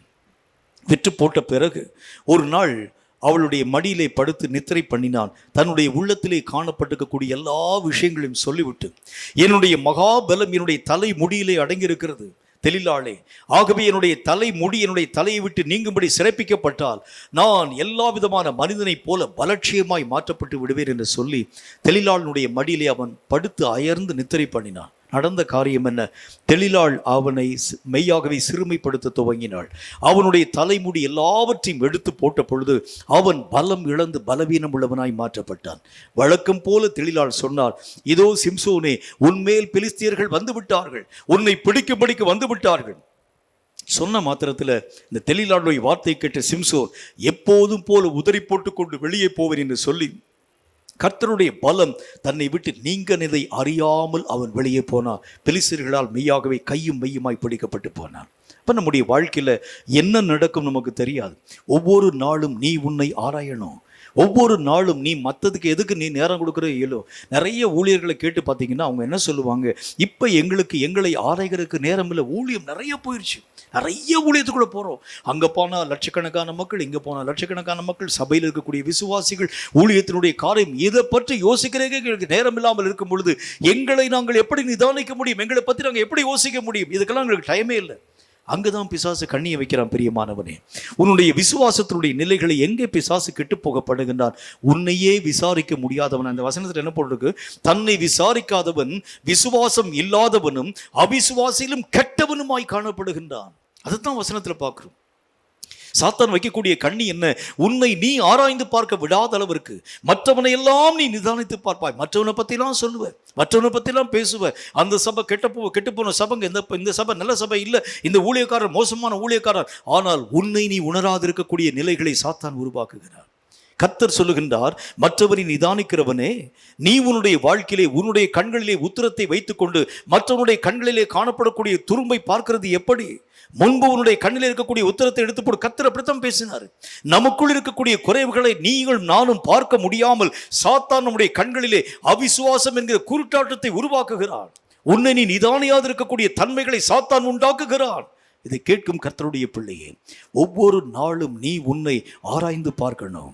கர்த்தருக்கு முன்பதாக இன்றைக்கு வசனத்துக்கு நடுங்கக்கூடிய நடுக்கத்தில் நான் எப்படி இருக்கிறேன், இன்றைக்கு கர்த்தருக்கு கொடுக்கக்கூடிய நேரத்தில் நான் எப்படி இருக்கிறேன், இன்றைக்கு ஜெபிக்கக்கூடிய என்னுடைய நிலை எப்படி இருக்கிறது. நேற்றைய தினத்தில் கர்த்தரோடு கூட ஜெபிக்கக்கூடிய நேரம் எனக்கு ரொம்ப சந்தோஷமா இருந்துச்சு. கர்த்தரோடு கூட உட்கார்ந்து இருக்கக்கூடிய நேரம் எனக்கு மகிமையான ஒரு நேரமாக இருந்தது. ஆனால் இன்னைக்கு என்னால் நேற்று மாதிரி உட்கார முடியலையே. உடனே ஆராய்ந்து பார். ஏன் முடியல? எதனால? நேற்றைக்கும் இன்றைக்கும் இடையில என்ன காரியம் நடந்தது? ஆராய்ந்து பார். இப்படி ஆராய்ந்து பார்க்க விடாமல் போகிறது உண்டானால் ஒரு நாளில் உன் விசுவாசத்தின் நிலைகளை விட்டு நீ விழுந்து போயிடுவ. பிசாசுடைய வேலை அதுதான். இந்த கடைசி கால யுத்த வீரனுக்கு சாத்தான் வைக்கக்கூடிய இரண்டாவது கண்ணி அதுதான். ஒவ்வொரு நாளும் உன்னை ஆராய்ந்து பார்க்க விடாத நிலைகளை பிசாசு உருவாக்குகிறான். உனக்கு யுத்தத்திலே நிறைய பணி இருக்கிறது, போராட்டங்கள் அநேக விதமான காரியம் இருக்கிறது, வரக்கூடிய பிரச்சனைகளிலே எதிர்க்கக்கூடிய தன்மைகள் அநேகம் இருக்கிறது, ஜெபிக்கக்கூடிய காரியம் நிறைய இருக்கிறது, ஊழியம் செய்யக்கூடிய தன்மைகள் நிறைய இருக்கிறது, மக்களுக்கு ஆலோசனை சொல்லக்கூடிய நேரங்கள் அதிகமாக இருக்கிறது. இதுல உன்னை நீ ஆராய்ந்து பார்க்கிறது எப்படி? ஜாக்கிரதை பிரியமானவனே, அங்குதான் பிசாசு கண்ணியை வைக்கிறான். நீ உன்னை ஆராய்ந்து பார்க்காமல் மற்றவனுக்கு எத்தனை ஆலோசனைகளை சொன்னாலும் உன் ஜீவனை இழந்து போயிடுவார். கர்த்தர் என்ன ஒரு வார்த்தையை சொல்கிறார் பாருங்கள். மனுஷன் உலகம் முழுவதையும் ஆதாயப்படுத்தினாலும் தன்னுடைய சொந்த ஜீவனை நஷ்டப்படுத்தினால் அவனுக்கு லாபம் என்னன்னு கேட்கிறாரு. முதலாவது குறிக்கோள், கர்த்தராகிய தேவனுக்கு நீதான் தேவை, விசுவாசம் உள்ள நீ அவருக்கு தேவை. உன் அவிசுவாசமாகிய உன்னை விசாரியாத தன்மை உன் வாழ்க்கையினுடைய நிலைகளை விட்டு ஒளிஞ்சு போகணும். உன் வாழ்க்கையினுடைய நிலைகளை விட்டு அகன்று போகணும். அது இருக்கக்கூடிய வரைக்கும் நீ யுத்த வீரனாக ஒரு காலத்திலும் உருவாக்கப்பட முடியாது என்று கர்த்தருடைய வேதம் நமக்கு சொல்லுகிறது. மூன்றாவது காரியத்தை பாருங்க. முக்கியமான ஒரு விஷயத்தை ஆண்டவராகிய தேவன் நமக்கு சொல்லுகின்றார். எபிரேயருக்கு எழுதப்பட்ட நிருபம் 3வது அதிகாரம் 19வது வசனம் இந்த வார்த்தையை நமக்கு சொல்லுகிறது. எபிரேயர் 3வது அதிகாரம் 19வது வசனத்தில் முக்கியமான 3வது விஷயத்தை பற்றி, இந்த அவிசுவாசத்தினுடைய நிலைகளினால என்ன காரியம் நடக்கிறது என்கிறதை வாசிக்க முடியும். வாசிக்க கேளுங்கள். ஆதலால் ஆதலால் அவிசுவாசத்தினாலே அவர்கள் அதில் பிரவேசிக்க கூடாமல் போனார்கள் என்று பார்க்கிறோம். கர்த்தருடைய வேத புஸ்தகத்துல வாக்குத்தத்தம் பண்ணினதை அவர்களால் பெற முடியல. கர்த்தர் வாக்கு பண்ணி வைத்திருக்கிறார் வெற்றி என்கின்ற ஒரு காரியத்தை. இந்த சாத்தானை ஜெயிக்கக்கூடிய வல்லமை உன் கையில தான் தர்றேன், அந்த சாத்தானை அடக்கி போட உன்னால் தான் ஆகும் என்கிற வெற்றியை கர்த்தராகிய தேவன் கையில தந்திருக்கின்றார். என்றாலும் அவிசுவாசம் வாழ்க்கையிலே வந்த பொழுது வாக்குத்தத்தம் பண்ணினதை அவர்களால் பெற்றுக்கொள்ள முடியாம போயிடுச்சு. கர்த்தர் நமக்கு எத்தனை வாக்குத்தத்தங்களை தந்திருக்கின்றார் உங்களுக்கு நல்லாவே தெரியும். நான் பேசுகிறது இந்த உலக ரீதியான ஆசீர்வாதமான வாக்குத்தத்தத்தை பற்றி அல்ல. கர்த்தர் சொல்லுகின்றார், யுத்தத்திலே ஜெயபலமாகிய கர்த்தர், தடைகளை நீக்கும் கர்த்தர், உனக்கு முன்பதாய் கடந்து போகக்கூடிய கர்த்தர், வழிகளை உருவாக்கும் கர்த்தர், உன்னை உருவாக்கி பெரிய காரியங்களை உருவாக செய்யக்கூடிய கர்த்தர், புழுதியிலும் சாம்பலிலும் காணப்படக்கூடிய உன்னை உயர்த்தி நிறுத்தும் கர்த்தர். எத்தனை வாக்குகளை கர்த்தர் தந்திருக்கின்றார். இன்னும் நம்முடைய நிலையிலே அப்படி எடுப்பார் கைப்பிள்ளையை போல நாம் வாழ்க்கை வாழுகிறது என்னுடைய தன்மை என்ன? யோசிச்சு பாருங்களேன். யாரோ ஒருவன் வந்து தீர்க்க தரிசனம் சொல்லுகின்றான், யாரோ ஒருவன் பேசுகின்றான், உலகத்திலே இந்த காரியம் நடக்கப் போகிறது, உலகத்திலே இந்த பிரச்சனை நடக்கப் போகிறது. உடனே நீயும் நானும் உட்கார்ந்து கண்ணீர் வடிக்கின்றோம். ஆண்டவராகிய தேவன் எனக்கு இந்த விஷயத்தை பற்றி என்னோடு கூட பேசினார். அந்த விஷயத்திற்காக உலகத்திலே காணப்படும் தேவனுடைய ஜனமே, நீ எல்லாரும் உட்கார்ந்து நீ ஜெபிக்க வேண்டும். யாரோ ஒருவன் பேசுகிறான் தீர்க்க தரிசனம், யாரோ ஒருவனுக்கு கர்த்தர் வெளிப்படுத்துகிறதை நீயும் நானும் விசுவாசித்து ஜெபிக்கிறோம். நான் இன்றைக்கு உன்னை பார்த்து கேட்கின்றேன், யாரோ ஒருவன் சொல்லுகிறது அல்ல, யாரோ ஒருவனுக்கு கர்த்தர் வெளிப்படுத்தும் பொழுது அந்த கர்த்தர் ஏன் உனக்கு வெளிப்படுத்தக்கூடாது? அதை தான் இப்போ நான் உன்கிட்ட கேட்குறேன். அதை ஏன் கர்த்தர் உங்ககிட்ட பேசக்கூடாது? எவனோ சொல்லக்கூடிய வார்த்தையை நீ நம்பி நீ கடந்து போகிறாய் என்று சொன்னால் உனக்கு கர்த்தரோடு கூட இணைய மெய்யாகவே ஆசை இல்லை. அதுதான் பிசாசுக்கு தேவை. என்ன? உன்னை இயங்க விடாது இருக்கக்கூடிய அளவிற்கு, உனக்கு தேவன் தந்திருக்கக்கூடிய வாக்கு தத்தத்தை பெற முடியாத அளவிற்கு உன்னை அவன் மெய்யாகவே முடமாக்க துவங்க ஆரம்பிக்கிறான். உன்னை எழும்ப விடாமல் செயல்படுத்த ஆரம்பிக்கிறார். நிறைய ஊழியக்காரர்களை பார்க்கிறோம், யூடியூப்ல பார்க்கிறோம். கர்த்தராகிய தேவன் இந்த காரியத்தை பற்றி பேசியிருக்கின்றார். 2020 பற்றி கர்த்தர் என்னென்ன விதமான வாக்குத்தத்தங்களை தந்திருக்கிறார், என்னென்ன விதமான காரியங்களை பற்றி பேசுகிறார். நிறைய பேர் நிறைய விஷயங்களை சொல்றாங்க. கேட்ட உடனே ஒவ்வொருவரும் நான் டைரியில் குடிச்சு வச்சுக்கிறோம், இந்த வருஷம் இப்படி தாங்க இருக்க போகுது, இப்படி தாங்க இருக்க போகுது, என்னென்ன காரியத்தை கர்த்தர் பேசிக்கிறார். நான் உங்களை பார்த்து கேட்குறேன், எவனுக்கோ சொன்னதை விசுவாசிக்கக்கூடிய நீ கர்த்தர் ஏன் என்னோடு கூட பேசலை? இந்த வருஷத்துல நீ எப்படி இருக்க போறன்னு சொல்லி ஏன் என்கிட்ட கர்த்தர் பேசல? ஏன் அதை நீ உன்னுடைய வாழ்க்கையில பெறக்கூடாது? அப்படி என்றால் வாக்குத்தத்தம் பண்ணினதை பெறவிடாத ஒரு முட்டாள்தனமான ஒரு நிலையை அல்லது ஒரு மூடத்தனமான ஒரு நிலையை, வாக்குத்தத்தம் பண்ணின கர்த்தருடைய காரியங்களை புரிந்து கொள்ள முடியாத குருட்டாட்டம் பிடிக்கக்கூடிய தன்மையை சாத்தான் அவிசுவாசத்தின் மூலம் உன் வாழ்க்கையில உருவாக்குகிறான். இப்போ உங்களுடைய நம்பிக்கையெல்லாம் இப்போ எங்கே போகுது அப்படின்னா கொஞ்சம் யோசிச்சு பாருங்க. நீங்களா யோசிச்சு பாருங்க, நம்பிக்கையெல்லாம் எங்கே போகிறது? பெரிய பெரிய தீர்க்கதரிசனம் சொல்லக்கூடிய ஊழியனை நம்பி அப்படி பின்னால் போயிடுங்க. அவங்க பேசக்கூடிய வார்த்தையை, எந்த ஒரு வார்த்தையும் உங்களால் மெய்யாகவே மறுத்து கூட சொல்ல முடியாது. ஏன்னா அவங்க பெரிய ஒரு ஊழியக்காரர். அவங்க சொன்ன தீர்க்க தரிசனம் அப்படி நிறைவாக்கப்பட்டிருக்கிறது. ஆகவே அவர்கள் சொல்லியிருக்கக்கூடிய வார்த்தைகளை அப்படி நான் நம்புகிறேன். கர்த்தர் சொல்லுகின்றார், அவனை மாத்திரம் இல்லப்பா, உனக்கும் நான் வாக்குத்தத்தத்தை நான் வந்து கொடுத்துருக்கிறேன். நீயும் இந்த மாதிரி இயங்க முடியும். உங்ககிட்டயும் நான் பேசணும்னு ஆசைப்படுறேன். இதை என்னால் விசுவாசிக்க முடியல. நான் விசுவாசிக்கிறவன் பெரிய ஊழியக்காரன், விசுவாசிக்கிறவன் நம்பக்கூடியவன் கர்த்தருடைய ஊழியக்காரன். இதைத்தான் நான் விசுவாசிக்கிறேனே தவிர உண்டாக்கி இருக்கக்கூடிய கர்த்தரை நம்ப என்னால் முடியல. என்னை அவர் இயங்க பண்ண முடியும், நம்ப முடியல. என்னை அவர் செயல்பட பண்ண முடியும், நம்ப முடியல. என்னை கொண்டு கர்த்தர் பெரிய காரியங்களை செய்ய முடியும், விசுவாசிக்க முடியல. அதைத்தான் கர்த்தர் சொல்லுகின்றார், வாக்குத்தத்தம் படிந்ததை அவிசுவாசம் பெறவிடாது. தேவன் உன்னை குறித்து வாக்கு பண்ணி வைத்திருக்கின்றார். என் மனிதன், என் மகன் என்னை போல செட்டைகளை அடித்து பறக்கணும். நான் தாய் கழுகாய் இருக்கிறது உண்டானால், அவன் என்னுடைய குஞ்சுகளாய் இருக்கிறது உண்டானால், நான் வானளாவ பறக்கிறதை போல என்னுடைய பரிசுத்தமுள்ள அபிஷேகத்தை பெற்றிருக்கக்கூடிய ஒவ்வொருவரும் பறக்கும்படிக்காகவே பிறக்கப்பட்டிருக்கவன். ஒவ்வொரு மனிதரையும் அப்படித்தான் உருவாக்கி வைத்திருக்கிறேன். பால சிங்கமாய் கர்த்தர் உன்னை உருவாக்கி வைத்திருக்கிறது உண்டானால், என்னை போல தாய் சிங்கமாக என்னை போல அல்லது ஆண் சிங்கமாக என்னை போல அவனும் கர்ஜித்து அதாவது அந்த காடுகளுக்குள்ளாக கடந்து போய் வேட்டையாடி அநேகம் விலங்குகளுக்கு பயத்தை உருவாக்க வேண்டியது அவன் மேலே வைத்திருக்கக்கூடிய நோக்கம். கர்த்தர் அதைத்தான் சொல்றாரு. என்ன மாதிரி அவனும் இயங்கணும், என்னை மாதிரி அவனும் ஓடணும், என்னை மாதிரி அவனும் காரியங்களை செய்ய வேண்டும். கொஞ்சம் யோசிங்க. கர்த்தர் இருந்த காலத்துல, இயேசு கிறிஸ்து இருந்த காலத்துல இயேசுவினுடைய நாமம் மெய்யாகவே சொல்லாத அநேகம் பேர் தீர்க்க தரிசனம் சொன்னாங்களாம். இயேசுவை பற்றி பேசாதிருக்கக்கூடிய மக்கள் அநேகம் பேர் ஊழியம் பார்த்தாங்களாம். இயேசு கிறிஸ்து எங்காகிலும் போய் அவர்கள் பார்த்த ஊழியத்திற்கு பின்னால போய் உட்கார்ந்து கொண்டு அவர்கள் செய்யக்கூடிய அந்த தீர்க்க தரிசனங்களை கேட்டுக்கொண்டு இயேசு உட்கார்ந்தாரா என்று பாருங்கள். இல்லை இல்லை, தன்னை பிதா பயன்படுத்தக்கூடிய வழிகளிலே கடந்து போனார். எனக்கு என்று ஒரு பாதையை பிதா வைத்திருக்கிறார், நான் ஓட வேண்டிய ஓட்டம் இருக்கிறது. அங்க அவங்க சொல்லிட்டு இருக்கிறாங்க, தீர்க்க தரிசனம் சொல்றாங்க, ஊழியம் பார்க்கறாங்க, அவங்க நிறைய பேர் காரியங்களை செய்றாங்க. நான் அந்த சபையில போய் நான் அங்க போய் உட்கார்ந்து அவங்க பண்ணக்கூடிய பிரசங்கத்தை கேட்கிறது. இயேசு போனாரா? இல்லை.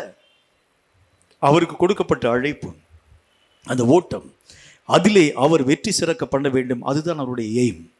உனக்கு என்று கர்த்தர் வாக்குத்தத்தம் பண்ணி வைத்திருக்கிறார். உன்னை பறக்கவே நான் உருவாக்கி வைத்திருக்கிறேன். உன்னை எல்லா காரியங்களை மேற்கொள்ள உருவாக்கி வைத்திருக்கிறேன். எல்லா காரியங்களிலும் ஜெயத்தை பெற நான் உன்னை உருவாக்கி வைத்திருக்கிறேன். இதை நம்மால் நம்ப முடிகிறது இல்லை. ஏதோ ஒரு ஊழியன் நம்மை நடத்தினான் என்று சொன்னால் அப்படியே பின்னாலேயே போயிடுறோம்.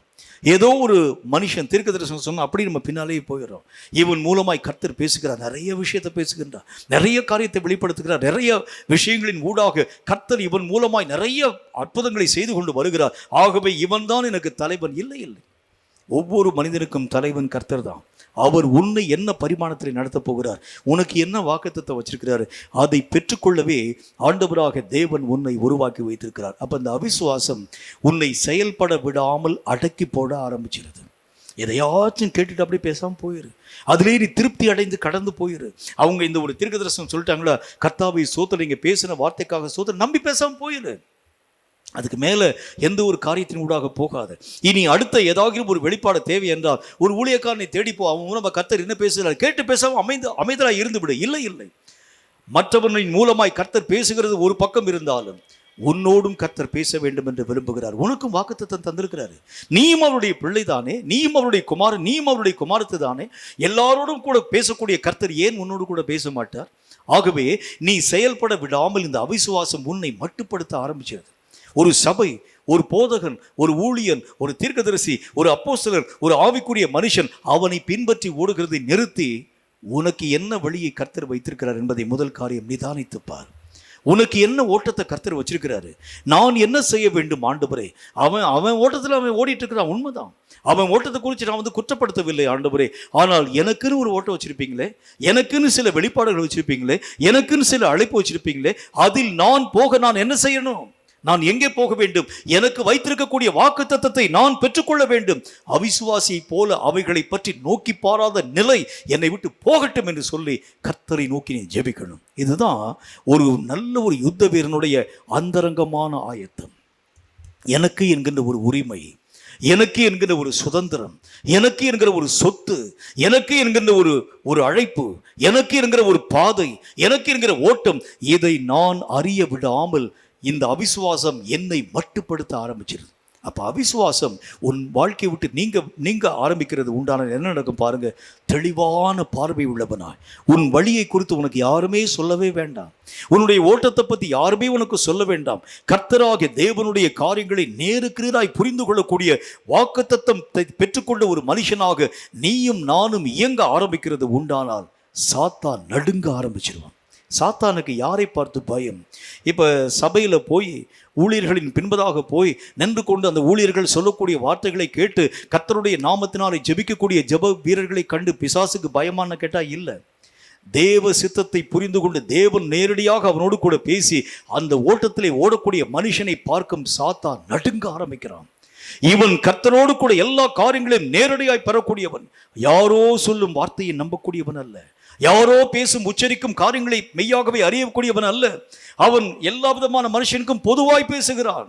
ஆனால் இவனோ தனக்குரியவைகளை நேருக்கிறாய் கர்த்தருடைய சமூகத்தில் நேரடியாய் பெற்றுக்கொண்டவன். ஆகவே இவனுக்கு முன்பதாக நான் நிற்கிறது எப்படி? கர்த்தர் இவனோடு கூட அநேகம் காரியங்களை பேசுகிறார் என்கிற பிசாசு அவனை கண்டு நடுங்க துவங்க ஆரம்பிக்கிறான். இதை கேட்கும் கர்த்தருடைய பிள்ளையே, நம்முடைய வாழ்க்கையிலே வாக்குத்தத்தம் பண்ணதை பெற்றுக்கொள்ளவே நீயும் நானும் அழைக்கப்படுகிறோம். என்ன வாக்குத்தத்தம்? தேவனாகிய கர்த்தர் உன்னை ஆசீர்வதிப்பார், கிருபை தருவார். அதை பற்றி பேச வரல. என்ன வாக்குத்தத்தம்? உனக்கு என்று கர்த்தர் வைத்திருக்கக்கூடிய அழைப்பு, உனக்கு என்று கர்த்தராகிய தேவன் வைத்திருக்கக்கூடிய திட்டம், உன்னுடைய கண்களை தெளிவாக்கக்கூடிய நிலை, கர்த்தர் உன்னோடு கூட பேசும்படிக்காக எத்தனப்படக்கூடிய வழிமுறைகள் இவைகளை எல்லாம் பெறும்படிக்காகவே நீ வாக்குத்தத்தத்தின் பிள்ளையாய் உருவாக்கப்பட்டிருக்கிறாய். நீ சுதந்திர வீதமுள்ளவனாய் உருவாக்கப்பட்டிருக்கிறாய். உன்னை அதற்காகவே கர்த்தராக தேவன் அழைத்தார். அதற்காகவே கர்த்தர் உன்னை தெரிந்து கொண்டார். அதற்காகவே கர்த்தர் உன்னை உருவாக்க துவங்கினார். இதை கேட்கும் கர்த்தருடைய பிள்ளையே, அவிசுவாசம் உன்னுடைய வாழ்க்கையில் இருக்கக்கூடிய வரைக்கும் உன்னை இந்த அவிசுவாசம் இயங்கா கிறிஸ்தவனாய் உருவாக்க ஆரம்பிச்சிடும். உன்னை செயல்படுறது அவிசுவாசம் விடாது. எனக்கு இது போதும், திருப்தி அடைய ஆரம்பிச்சிருவன். வசனத்தில் என்ன போட்டிருக்கு? தின்று திருப்தி அடைந்தவன் தேன் கூட்டை மிதிச்சிருவானா. அவனுக்கு அதனுடைய வேல்யூ தெரியாது, வேஸ்ட்னு சொல்லி தூக்கி எரிஞ்சிடுவானா. கர்த்தர் சொல்லுகின்றார், நீ திருப்தி அடையாத ஒரு வாழ்க்கை இன்னும் இன்னும் இன்னும் கர்த்தராகிய தேவன் எதை என்னோடு கூட பேசுகிறார்? திருப்தி அடையாத ஒரு நிலை. இப்போ சாத்தான் நம்முடைய வாழ்க்கையை எப்படி உருவாக்குகிறார்? சேச்சுரேட்டட் கண்டிஷன்னு சொல்லுவாங்க, திருப்தி அடைந்த ஒரு நிலை. நீங்கள் கெமிஸ்ட்ரி பாடத்தை படிச்சிருந்தீங்கன்னா உங்களுக்கு நல்லாவே தெரியும். இப்போ என்ன கவனம் கல்லை விட்டுட்டு கெமிஸ்ட்ரிக்கு போயிட்டாருன்னு யோசிக்காதீங்க. கொஞ்சம் யோசிச்சு பாருங்கள். இந்த கெமிஸ்ட்ரி சப்ஜெக்டில் சேச்சுரேட்டட் கண்டிஷன் என்கிற ஒரு கண்டிஷனை பற்றி பேசுவாங்க. ஆக்சிஜன் என்கின்ற ஒரு ஒரு ஒரு வாயு இருக்கிறது என்று வைத்துக் கொள்ளுங்கள். இந்த வாயுவுக்கு மற்ற பொருளோடு கூட சேரக்கூடிய திராணி எப்போ வரும்னு சொன்னால், ஆக்சிஜன் என்கிறது O2 அப்படின்னு போட்டிருப்பாங்க. ரெண்டு மடங்காக இருக்கக்கூடிய ஆக்சிஜன். இந்த 2 மடங்காக இருக்கக்கூடிய ஆக்சிஜனை வைத்துக்கொண்டு எந்த ஒரு பொருளோடும் கூட உங்களால் இணைக்க முடியாது. இந்த ஆக்சிஜன் தனியாக இருந்துச்சுன்னா அடுத்த ஒரு பொருளோடு கூட ஜாயின் ஆகி இன்னொரு பொருளை உருவாக்கிடும். இது நிறைந்த ஒரு நிலையிலே போயிருச்சுன்னு வச்சுக்கோங்களேன், இதுக்கு பேர் என்ன சொல்கிறாங்க? சேச்சுரேட்டட் கண்டிஷன், நிறைந்த ஒரு நிலைன்னு சொல்கிறாங்க. இது இப்படி நிறைந்த ஒரு நிலையில் போயிடுச்சுன்னா அது இயங்காமல் போயிடும், அப்படி பேசாமல் இருக்க ஆரம்பிச்சிடும். இப்போ கர்த்தர் சொல்லுகின்றால், இயங்கும் கிறிஸ்தவர் என்றால் உன்னிலே நீ திருப்தி அடையாத, இன்னும் நான் செய்ய வேண்டிய காரியங்கள் உண்டு, இன்னும் நான் ஓட வேண்டிய ஓட்டம் உண்டு. அவன் பேசின தீர்க்கதரிசனத்தை கேட்டு பேசாமல் அமைதியாக உட்கார்ந்துடாத, நிறைவாக உட்கார்ந்துடாத, திருப்தி அடைஞ்சு உட்கார்ந்துடாத. நீ செயல்பட வேண்டிய காரியம் இன்னும் நிறைய உண்டு. அவ கர்த்தர் சொல்லுகின்றார், வாக்குத்தத்தம் பண்ணதை பெற்றுக்கொள்ள வேண்டும் என்று சொன்னால் இயங்கும் கிறிஸ்தவனாய் நீ காணப்பட வேண்டும். இந்த இயங்கும் கிறிஸ்தவனுக்கு முதல் காரியம் என்ன? அவிசுவாசங்கள் எல்லாம் உடைக்கப்படணும். கர்த்தர் என்கிட்டலாம் பேச மாட்டாங்க, உடையணும். கர்த்தர் என்கிட்டலாம் வெளிப்படுத்த மாட்டார், உடைச்சிடணும். கர்த்தர் எனக்கெல்லாம் தன்னை வெளிப்படுத்த மாட்டார், உடைச்சிடணும். கர்த்தராகிய தேவன் அவருடைய கண்களிலே நான் தயவு பெற்றிருக்கிறேன், அதை வளருங்கள். கர்த்தர் என்னோடும் கூட பேசுவார், எனக்கும் காரியங்களை வெளிப்படுத்துவார்.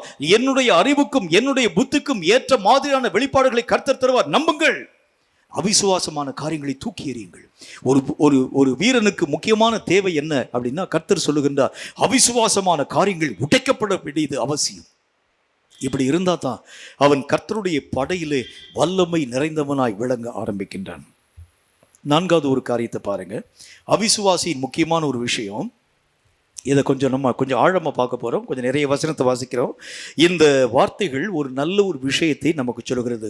ஒரு அவிசுவாசம் ஏன் நம்முடைய வாழ்க்கையை விட்டு நீங்கணும் அப்படின்னு பார்த்தீங்கன்னா, முக்கியமான ஒரு கருத்து நமக்கு சொல்லப்படுகிறது. பாருங்கள், ரோமருக்கு எழுதப்பட்ட நிருபம் 11வது அதிகாரம் 17 முதல் 20 வரை வாசிக்க கேளுங்கள். ரோமருக்கு எழுதப்பட்ட நிருபம் 11வது அதிகாரம் 17 முதல் 20 வரை வாசிக்க கேளுங்கள். கொஞ்சம் நிதானமாக வாசிங்க. சில கிளைகள் முறித்து போடப்பட்டிருக்க காட்டு ஒலிவ மரமாகிய நீ அவைகள் இருந்த இடத்தில் ஒட்ட வைக்கப்பட்டு ஒலிவ மரத்தின் வேருக்கும் ஒலிவ மரத்தினுடைய வேருக்கும் சாரத்திற்கும் உடன் பங்காளியாய் நீ இருந்தாயானால் நீ அந்த கிளைகளுக்கு விரோதமாய் பெருமை பாராட்டாதே.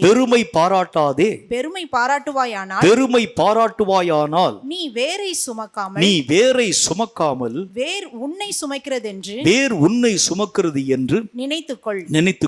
நாம் ஒட்ட வைக்கப்படுவதற்கு அந்த கிளைகள் முறித்து போடப்பட்டதென்று சொல்லுகிறாயே. நல்லது. அவிசுவாசத்தினாலே அவைகள் முறித்து போடப்பட்டன. நீ விசுவாசத்தினாலே நிற்கிறாய்.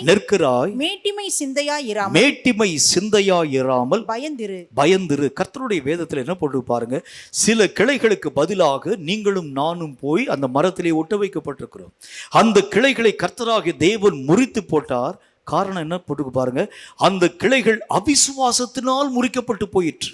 அப்படின்னா கர்த்தரோடு இணைந்திருக்கும் இணைப்பை அவிசுவாசம் முறித்து போட ஆரம்பிச்சிருது. அந்த அவிசுவாசத்தினால் அந்த கிளைகள் முறித்து போடப்பட்டிருக்கிறது. வேதத்தில் ஆண்டவராகிய தேவன் சொல்லுகிறார், ஒரு மனுஷனுடைய வாழ்க்கையில அவிசுவாசம் வருகிறது உண்டானால் தேவனுடைய இணைப்பை நாம் இழந்து போக ஆரம்பிச்சிருவோம். சாத்தானுக்கு என்ன தேவை? என்ன ஒரு காரியம்? அவனுடைய முக்கியமான நோக்கம் என்ன? எய்ம் என்ன? ஒரே ஒரு எய்ம் தான். நீங்களும் கர்த்தரும் இணைந்திருக்கக்கூடிய இணைப்பை நீங்கள் இழக்கணும். நீங்க இழந்துட்டீங்கன்னா சாத்தான் உங்களை எளிதாக ஜெயிக்க ஆரம்பிச்சிருவான். அந்த இணைப்பு இருக்கக்கூடிய வரைக்கும் சாத்தானுக்கு உங்களை பார்க்கும்போது நடுக்கம் பிடிக்க ஆரம்பிக்கும். சாத்தான் பயமடைய ஆரம்பிச்சிருவான். சாத்தானுக்கு தெரியும், இதோ இவனை எதிர்க்க என்னால் முடியாது. ஏனென்றால் கர்த்தர் அந்த யூத ராஜ சிங்கமாய் அவன் கூட இருக்கிறார். அவர் இருக்கக்கூடிய வரைக்கும் அவனை மேற்கொள்ள முடியாது. அவர் இருக்கக்கூடிய வரைக்கும் அவனை ஜெயிக்க முடியாது. அவர் இருக்கக்கூடிய வரைக்கும் அவனை எந்த காரியத்தினாலும் என்னால் தொட முடியாது. ஒரு யோபுவை தொட ஆண்டவராகிய தேவனுடைய சமூகத்திலே சாத்தான் உத்தரவை கேட்டு பெற்றுக்கொண்டார். ஆண்டவராகிய தேவனுடைய உத்தரவுக்கு அந்த காரியங்கள் வந்த பிறகுதான் யோபுவை தொட அவனால் முடிந்தது. கர்த்தர் நம்ம கூட இருக்கக்கூடிய வரைக்கும் சாத்தானுக்கு நம்மை பார்க்கும்போது நடுக்கம் பிடிக்க ஆரம்பிக்கும். இப்ப சாத்தான் பார்க்கிறான், இவனை என்ன செய்யலாம்? கர்த்தரை விட்டு நான் பிரிக்கணும், கர்த்தரை விட்டு நான் இவனை விலக்க வேண்டும். இவனோடு கூட கர்த்தர் இருக்கக்கூடிய வரைக்கும் இவனை ஜெயிக்க என்னால் முடியாது. ஆகவே நான் என்ன காரியத்தை செய்தால் கர்த்தராக தேவனை விட்டு இவனை நான் வேறு பிரிக்க முடியும்? ஒரே ஒரு வழியை பார்க்கிறான். அவிசுவாசம் வருகிறது உண்டானால் இந்த கிளைகள் கர்த்தரோடு கூட இணைக்கப்பட்டு அந்த இணைப்பிலிருந்து முறிக்கப்பட்டு போகிறோம். பிசாசு பார்க்கிறான். ஆகவே அவிசுவாசம் என்கின்ற காரியங்களை நம்முடைய வாழ்க்கையிலே உருவாக்கி கர்த்தராக தேவனை எல்லா விஷயத்திலும் நம்ப உன்னால் முடியாது. எல்லா விஷயத்திலும் அவரை எதிர்பார்க்க உன்னால் முடியாது. சில காரியங்களை நீ தான்ப்பா செய்யணும். ஊழியத்தில் நிறைய பேர் நிறைய வார்த்தைகளை சொல்ல ஆரம்பிக்கிறாங்க. ஊழியத்தில் எல்லா விஷயத்திலும் கர்த்தராக தேவனை நீங்கள் நம்பக்கூடாதுங்க. சில விஷயத்தில் நீங்கள் தான் கிரியைகளை செய்யணும். நீங்கள் தான் ஊழியத்தை வளர்க்குறதுக்கு நிறைய வழிமுறைகளை நீங்கள் தான் கண்டுபிடிக்கணும். இந்த ஊழியத்தை வளர்க்குறதுக்கு பல வழிமுறைகள் அநேகம் விதமான மக்களாகி நாங்கள் வைத்திருக்கிறதுனால உங்களுக்கு நாங்கள் அதை மெய்யாக நாங்கள் கற்றுக் கொடுக்க ஆசைப்படுகிறோம், இப்படிலாம் பேசுவாங்க. நிறைய பேர் சொல்லுவாங்க, ஊழியத்தை வளர்க்கறதுக்கு இந்த மாதிரி, அதாவது ஸ்ட்ரைட் ஃபார்வர்டாக போனால் ஊழியம்லாம் வளராது. கொஞ்சம் நெளிவு சுழிவாக நீங்கள் கடந்து போனால் தான் ஊழியம் வளர்க்கப்பட முடியும். மக்களுக்கு அட்ஜஸ்ட் பண்ணக்கூடிய பிரசங்கத்தை பேசினா தான் ஊழியத்தை வளர்க்க முடியும். இந்த ஆராதனை முறைமைகளில் வாலிபர்களை கவர்ச்சிக்கக்கூடிய காரியங்களை நீங்கள் செஞ்சால் தான் வாலிபர்களை உங்கள் பக்கமாக இருக்க முடியும். அங்கங்கெல்லாம் நம்ம அநேக விதமான லைட்டுகள்லாம் போட்டு புகையெல்லாம் போட்டு வச்சா தான் வாலிபர்கள் உங்கள் ஊழியர்களுக்குள்ளாக கடந்து வருவாங்க.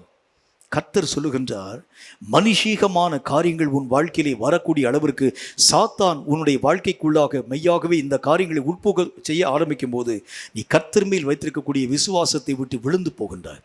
விழும்போது என்ன நடக்கிறது? விசுவாசத்தை விட்டு மாத்திரம் நம்ம விழுந்து போகிறது இல்லை, தேவனுடைய இணைப்பில் என்று நீ மெய்யாகவே முறிக்கப்பட்டு போகின்றாய். பிசாசுக்கு அதுதான் வேணும். நீ முறிக்கப்படுகிறது உண்டானால் இனி சாத்தானுக்கு உன்னை பார்த்து பயமே கிடையாது, பயப்படவே மாட்டான்.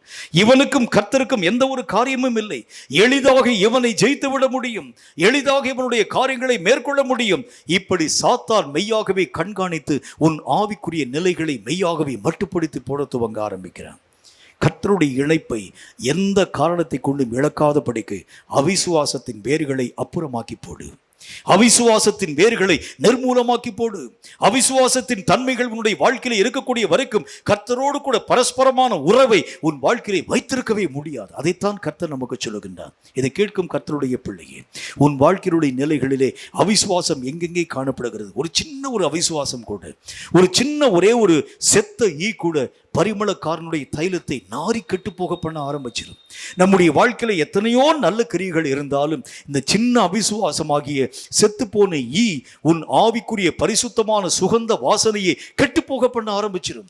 கர்த்தர் சொல்லக்கூடிய இந்த வார்த்தையின்படி அவிசுவாசத்தின் தன்மைகள் எங்கெங்கெல்லாம் உன்னை ஆக்கிரமித்திருக்கிறது, அவிசுவாசத்தின் நிலைகள் எங்கெங்கெல்லாம் உன்னை மெய்யாகவே மட்டுப்படுத்தி வைத்திருக்கிறது, எதையெல்லாம் உன்னுடைய வாழ்க்கையிலே கட்டுப்படுத்த துவங்குகிறது, இதை முதல் காரியம் வேரோடு கூட அறுத்து போட வேண்டும். கர்த்தராகிய தேவனை தவிர்த்து எதையும் நம்ப என்னால் முடியல. கர்த்தராகிய தேவனை தவிர்த்து எதையும் என்னால் விசுவாசிக்க முடியல. கர்த்தராகிய தேவனாலே அன்றி இந்த உலகத்தில் எந்த ஒரு காரியம் நடைபெற முடியாது. இந்த விசுவாசத்தை தவிர்த்து எதையும் என்னுடைய வாழ்க்கையிலே நம்ப முடியாது என்கிற நிலை நம்முடைய வாழ்க்கையில வர ஆரம்பிச்சாதான் சாத்தானுக்கு உன்னை கண்டு நடுக்கம் பிடிக்க ஆரம்பிச்சிடும். சாத்தான் உன்னை கண்டு பயப்பட வேண்டும் என்றால் உள்ளே ஒட்டி இருக்கும் அவிசுவாசத்தின் சின்ன சின்ன துகள்களை, சின்ன சின்ன வேர்களை, முற்றிலும் அவிசுவாசம் நமக்குள்ள இருக்காது. கர்த்தராக தேவனை விசுவாசிக்கத்தான் நம்ம ஆரம்பிப்போம். ஆனால் சின்ன சின்ன உள்ளே அடங்கி இருக்கக்கூடிய குட்டி குட்டி அவிசுவாசம், சின்ன சின்ன காரியங்களிலே கர்த்தரை நம்ப முடியாத தன்மை, இதை ஆண்டவராக தேவனால் செயல்படுத்த முடியும். இதை கர்த்தராக தேவன் நினைத்தால் மாற்ற முடியும். இந்த சூழ்நிலைகளை கர்த்தர் தலைகளாய் உருவாக்க முடியும். இப்படியெல்லாம் சின்ன சின்ன விஷயங்கள் நம்ப முடியாமல் போது பார்த்தீங்களா, இவைகளை எல்லாம் முதல் காரியம் தூக்கி எறியுங்கள் என்று கர்த்தர் சொல்லுகின்றார். இது இருக்கக்கூடிய வரைக்கும் உன் ஆவிக்குரிய நிலைகளிலே பெரிய காரியங்களை சாதிக்கும் யுத்த வீரனாய் உன் வாழ்க்கையை உருவாக்க முடிகிறது இல்லை. இறுதியாக கடைசியில் இதுதான் ஒரு முக்கியமான ஒரு காரியம். இப்போ நம்ம யாருக்கு விரோதமாக யுத்தம் பண்ண போகிறோமோ அந்த காரியத்தில் தான் இது நமக்கு ரொம்ப மிகவும் அவசியம் வாய்ந்தது. மத்தேயு எழுதின சுவிசேஷத்தில் 17வது அதிகாரம் 20வது வசனத்தை வாசிக்க கேளுங்கள். மத்தேயு 17வது அதிகாரம் 20வது வசனம் என்ன சொல்லுதுன்னு பாருங்க. அதற்கு இயேசு உங்கள் அவிசுவாசத்தினாலே தான் கடுகு விதையளவு விசுவாசம் உங்களுக்கு இருந்தால் நீங்கள் இந்த மலையை பார்த்து இவ்விடம் விட்டு இந்த இடம் விட்டு அப்புறம் போ என்று சொல்ல அது அப்புறம் போ. உங்களால் கூடாத காரியம் ஒன்றும் இராது என்று மெய்யாகவே நான் உங்களுக்கு சொல்லுகின்றேன். பிசாசு பிடித்த மனுஷனை பிசாசு துரத்தும்படிக்காக சீஷியத்தை கூட்டிட்டு வர்றாங்க. அவங்களால துரத்த முடியாமல் போயிடுச்சு. உடனே இயேசுட்ட வந்த உடனே பிசாசை துரத்திட்டார். ஏன் எங்களால் முடியாமல் போயிடுச்சுன்னு கேட்ட உடனே இயேசு சொல்லுகிறார், உங்கள் அவிசுவாசத்தினால தான் அப்படின்னு சொல்கிறார். பிசாசுக்கு முக்கியமான அந்த 5வது காரியம் என்ன அப்படின்னு பார்த்தீங்கன்னா, அவிசுவாசம் இருந்துச்சுன்னா பிசாசை ஜெயிக்க முடியாது. அது இப்போ பிசாசுக்கு முக்கியமான தேவை என்ன அப்படின்னா, இந்த உலகத்தை கெட்டுப்போக பண்ணக்கூடிய சாத்தான் நேரடியாக இந்த நாட்களிலே வஞ்சிக்கும்படி வந்திருக்கின்றான். எங்கே பார்த்தாலும் பிசாசனுடைய ஆதிக்கத்தை பார்க்குறான். ஒரு மருத்துவமனையில் போனால், ஒரு அரசியல் அமைப்பில் போனால், ஒரு ஆட்கள்கிட்ட போனால், உதவிக்கு போனால், வீட்டுக்குள்ளே தனியாக உட்கார்ந்துருந்தா கூட நம்முடைய வாழ்க்கையை கெட்டுப்போக பண்ணும்படிக்காக பிசாசு பல வழிகளிலே பல முனை தாக்குதலை உருவாக்கி கொண்டு வருகின்றான். எந்த இடத்துல எந்த காரியம் நடக்கும் நமக்கு தெரியாது. இப்போ இருக்கக்கூடிய உலகத்தில் கொஞ்ச நாளைக்கு முன்னால் ஒரு செய்தி ஒன்றை நான் கேள்விப்பட்டேன்.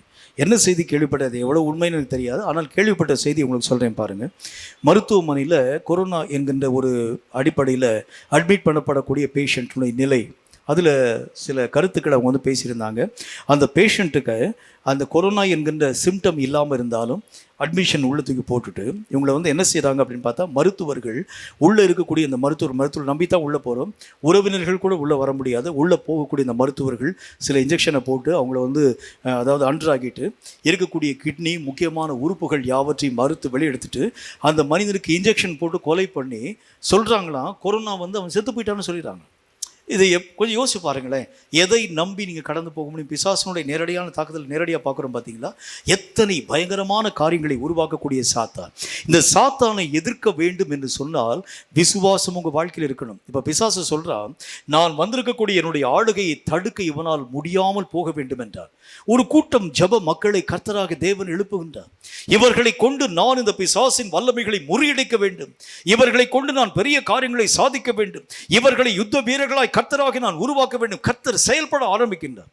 செயல்படக்கூடிய இவர்களின் நடுவிலே சாத்தான் என்ன செய்கின்றான்? அவிசுவாசம் என்கிற ஒரு சின்ன ஒரு வேரை உருவாக்குகின்றான்.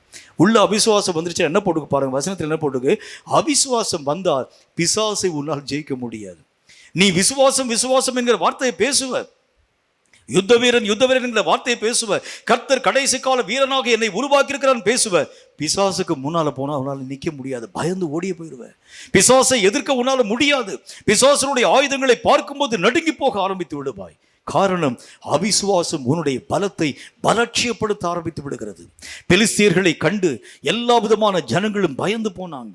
சிம்சோன் என்கிற மனிதன் மட்டும் பெலிஸ்தியனுக்கு பயப்படாது இருக்கக்கூடிய ஒரு மனிதனாய் காணப்பட ஆரம்பித்தார். பெலிஸ்தியர்கள் அத்தனை பேரும் சிம்சோனை கண்டு பயமடைய துவங்கினாங்க.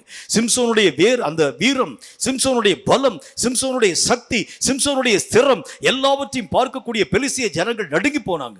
ஆனால் ஒரு நாள் சிம்சோன் பெலிஸ்தியர்களுக்கு நடுங்கினான். எப்பொழுது? கர்த்தராகிய தேவனுடைய வல்லமை அவரை விட்டு விலகி போன பொழுது.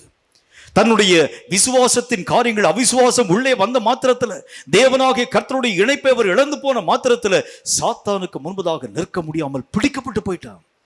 அத்தனை நாட்கள் பெலிஸ்தியர்களுக்கு சிம்ம சொப்பனமாய் விளங்கின சிம்சோன் இன்றைக்கு அவனுடைய கண்கள் பிடுங்கப்பட்ட நிலைமையிலே பெலிஸ்தியர்களுக்கு அல்லது சாத்தானுக்கு மாவரைக்கும் மனிதனாக உருவாக்கப்பட்டதற்கு காரணம் அவன் பலத்தை அவன் இழந்து போனதற்கு காரணம் தேவ இணைப்பாகிய அந்த பரிசுத்த ஐக்கியத்தை அவன் இழந்து போனான். விசுவாசத்தினுடைய தன்மைகளை இழந்து போனதனால், அவிசுவாசம் வந்ததனால பரிசுத்த இணைப்பை அவன் இழந்து போக ஆரம்பித்தான். இதை கேட்கும் கர்த்தருடைய பிள்ளையே, இறுதி யுத்தம் உனக்கும் எனக்கும் உண்டு. இந்த இறுதி யுத்தத்தை செய்யவே தேவன் உன்னையும் என்னையும் அழைத்திருக்கிறேன் என்று சொல்கின்றான். இந்த யுத்தத்தின் ஊடாக கடந்து போகக்கூடிய நீயும் நானும் செய்ய வேண்டிய ஒரே ஒரு காரியம், அவிசுவாசத்தின் நிலைகள் உன் எல்லைகளை தாண்டி கடந்து போகணும். எங்கே அவிசுவாசத்தின் சின்ன ஒட்டு காரியங்கள் உள்ள இருந்தாலும், ஒரு சின்ன ஒரே ஒரு விஷயம் உள்ள இருந்தாலும் அதை கண்டும் காணாமல் விட்டு விடாதே. அது உன் ஆயத்தத்தை கெட்டு போக பண்ண ஆரம்பிச்சிடும். உன்னுடைய அழைப்பை இழந்து போக செய்ய ஆரம்பிச்சிடும். உன்னுடைய ஓட்டத்தை அது தடுத்து நிறுத்த ஆரம்பித்து விடும். இதை கேட்கும் தேவனுடைய பிள்ளை நீ யாராய் இருந்தாலும் சரி, அவிசுவாசத்தின் காரியங்கள் எங்கே இருந்தாலும் வேரோடு கூட பிடுங்கி போட ஆரம்பிக்கிறது உண்டானால் யுத்தத்திலே உன்னை கர்த்தர் வல்லமையாய் பயன்படுத்துகிறதை பார்ப்பாய். கடைசி கால யுத்தத்தினுடைய பணி, கடைசி கால யுத்தத்துக்குரிய ஆயத்தம், கடைசி கால யுத்தத்துக்குரிய ஓட்டம், கடைசி கால யுத்தத்துக்குரிய ஒரு நிலை இதற்கு தேவை. உள்ளே ஒட்டியிருக்கும் எல்லா அவிசுவாசத்தையும் வேரோடு கூட பிடுங்கி போட்டு கர்த்தருடைய படையிலே விசுவாசத்தின் வல்லமைகளை நீ பெருக பண்ண ஆரம்பிக்கிறது உண்டானால் உன்னை கொண்டு தேசத்திலே பெரிய மாற்றங்களை கர்த்தராகிய தேவன் தருகிறதை பார்க்க முடியும். நீ ஒருவன் போதும் சாத்தான் நடுங்க ஆரம்பிச்சிருவான். விசுவாசத்திலே வல்லமுள்ள நீ ஒருவன் போதும் பிசாசு உன்னை கண்டு நடுங்கி ஓட ஆரம்பிச்சிருவான். இவனை எதிர்க்க என்னால் முடியாது, இவனை மேற்கொள்ள என்னால் முடியாது, இவனுடைய சத்துவங்களை ஜெயிக்க என்னால் முடியாது என்று சொல்லி பிசாசுக்கு நடுக்கத்தை உருவாக்க வேண்டும் என்றார். அவிசுவாசத்தை நீக்கி விசுவாசத்திலே உன்னை உறுதிப்படுத்துகிறது உண்டானால் சாத்தானின் வல்லமைகள் நடுங்கி போகிறதை பார்ப்பாய். இதை கேட்கும் கர்த்தருடைய பிள்ளையே, இன்றைக்கு உன் வாழ்க்கையை ஒப்புக்கொடு. தேவனுடைய மகிமைக்கு நேராக உன் வாழ்க்கையினுடைய நிலைகள் மாற்றப்படுகிறது உண்டானால் நிச்சயமாய் கர்த்தர் இந்த கடைசி கால யுத்தத்திற்கென்று உன்னை உருவாக்கி உன்னை பயன்படுத்தி உன்னை கொண்டு பெரிய காரியத்தை செய்கிறதை கண்கூடாய் பார்ப்பார். கண்களை மூடி தலைகளை தாழ்த்தி கர்த்தரை நோக்கி உள்ளத்தை திறந்து நாம் ஜெபம் செய்வோம். சர்வ வல்லமுள்ள ஆண்டவராகிய கர்த்தாவே, ஆசீர்வதிக்கப்பட்ட இந்த நல்ல நாளிலும் நேரத்திலும் இந்த கடைசி கால யுத்தத்திற்கென்று ஒரு கூட்டம் சேனையை கர்த்தர் உருவாக்குகிறேன் என்று சொன்னீர். இந்த சேனையினுடைய மக்களுடைய அந்தரங்கமான ஆயத்தம் எப்படி இருக்க வேண்டும்? உள்ளே மறைந்திருக்கும் அவிசுவாசங்கள் எல்லாம் இயேசுவின் நாமத்தினால் வேறறுக்கப்பட்டு போக வேண்டும் என்று கர்த்தர் பேசினீரே. இந்த வார்த்தையின் அடிப்படையிலே எங்கள் வாழ்க்கையிலே காணப்படும் அவிசுவாசத்தின் நுகங்கள், அவிசுவாசத்தின் தன்மைகள், அவிசுவாசத்தின் நிலைகள் இயேசுவின் நாமத்தினாலே எங்கள் வாழ்க்கையின் எல்லைகளை விட்டு பிடுங்கப்பட்டு போகும்படிக்காக உம்மை நோக்கி நாங்கள் ஜெபிக்கிறோம். கர்த்தருடைய கிருபை, கர்த்தருடைய வல்லமை, கர்த்தருடைய ஆசீர்வாதம் இந்த வார்த்தைகளை கேட்கும் ஒவ்வொருடைய வாழ்க்கையிலும் ஒரு புதிய மாற்றத்தை உருவாக்கட்டும். அவர்கள் யுத்தத்திலே ஜெயபலமாய் எழும்பட்டும். கடைசி கால பணிக்கென்று தங்கள் வாழ்க்கையை ஒப்புக் கொடுத்த ஒவ்வொருவரின் மேலும் ஒரு புதிய அபிஷேகம் ஊற்றப்படுகிறதுனாலே அவிசுவாசத்தின் நுகங்கள் முறிக்கப்பட்டு கர்த்தருக்கென்று பெரிய காரியங்களை சாதிக்கும் யுத்த சன்னதர்களாய் ஒவ்வொருவரும் எழும்ப இன்றைக்கு உம்முடைய ஊழியனாகி நான் ஜெபித்திருக்கிறேன். என் ஜெபத்தை கனப்படுத்தும், அதற்கேற்ற மகிமையை கர்த்தர் நீர் காணப்படும். இயேசு கிறிஸ்துவின் நாமத்தினால் ஜெபித்திருக்கிறோம் எங்கள் பரிசுத்தமுள்ள நல்ல பிதாவே. ஆமேன், ஆமேன். இந்த வார்த்தைகளை கேட்ட உங்கள் ஒவ்வொருவரையும் கர்த்தர் ஆசீர்வதிப்பாராக. விசுவாசத்திலே ஆயத்தப்படுங்கள். அவிசுவாசத்தின் நுகங்கள் எல்லாவற்றையும் முறிந்து போக பண்ணுங்கள். கர்த்தராகிய தேவனுக்குள் உங்களை நீங்கள் உருவாக்குகிறது உண்டானால் இறுதி யுத்தத்திலே கர்த்தர் உங்களை கொண்டு பெரிய காரியங்களை சாதிக்கிறதை கட்டாயம் நீங்கள் பார்க்க முடியும். கர்த்தர் இதோ சீக்கிரம் வருகிறார். மாரநாதா.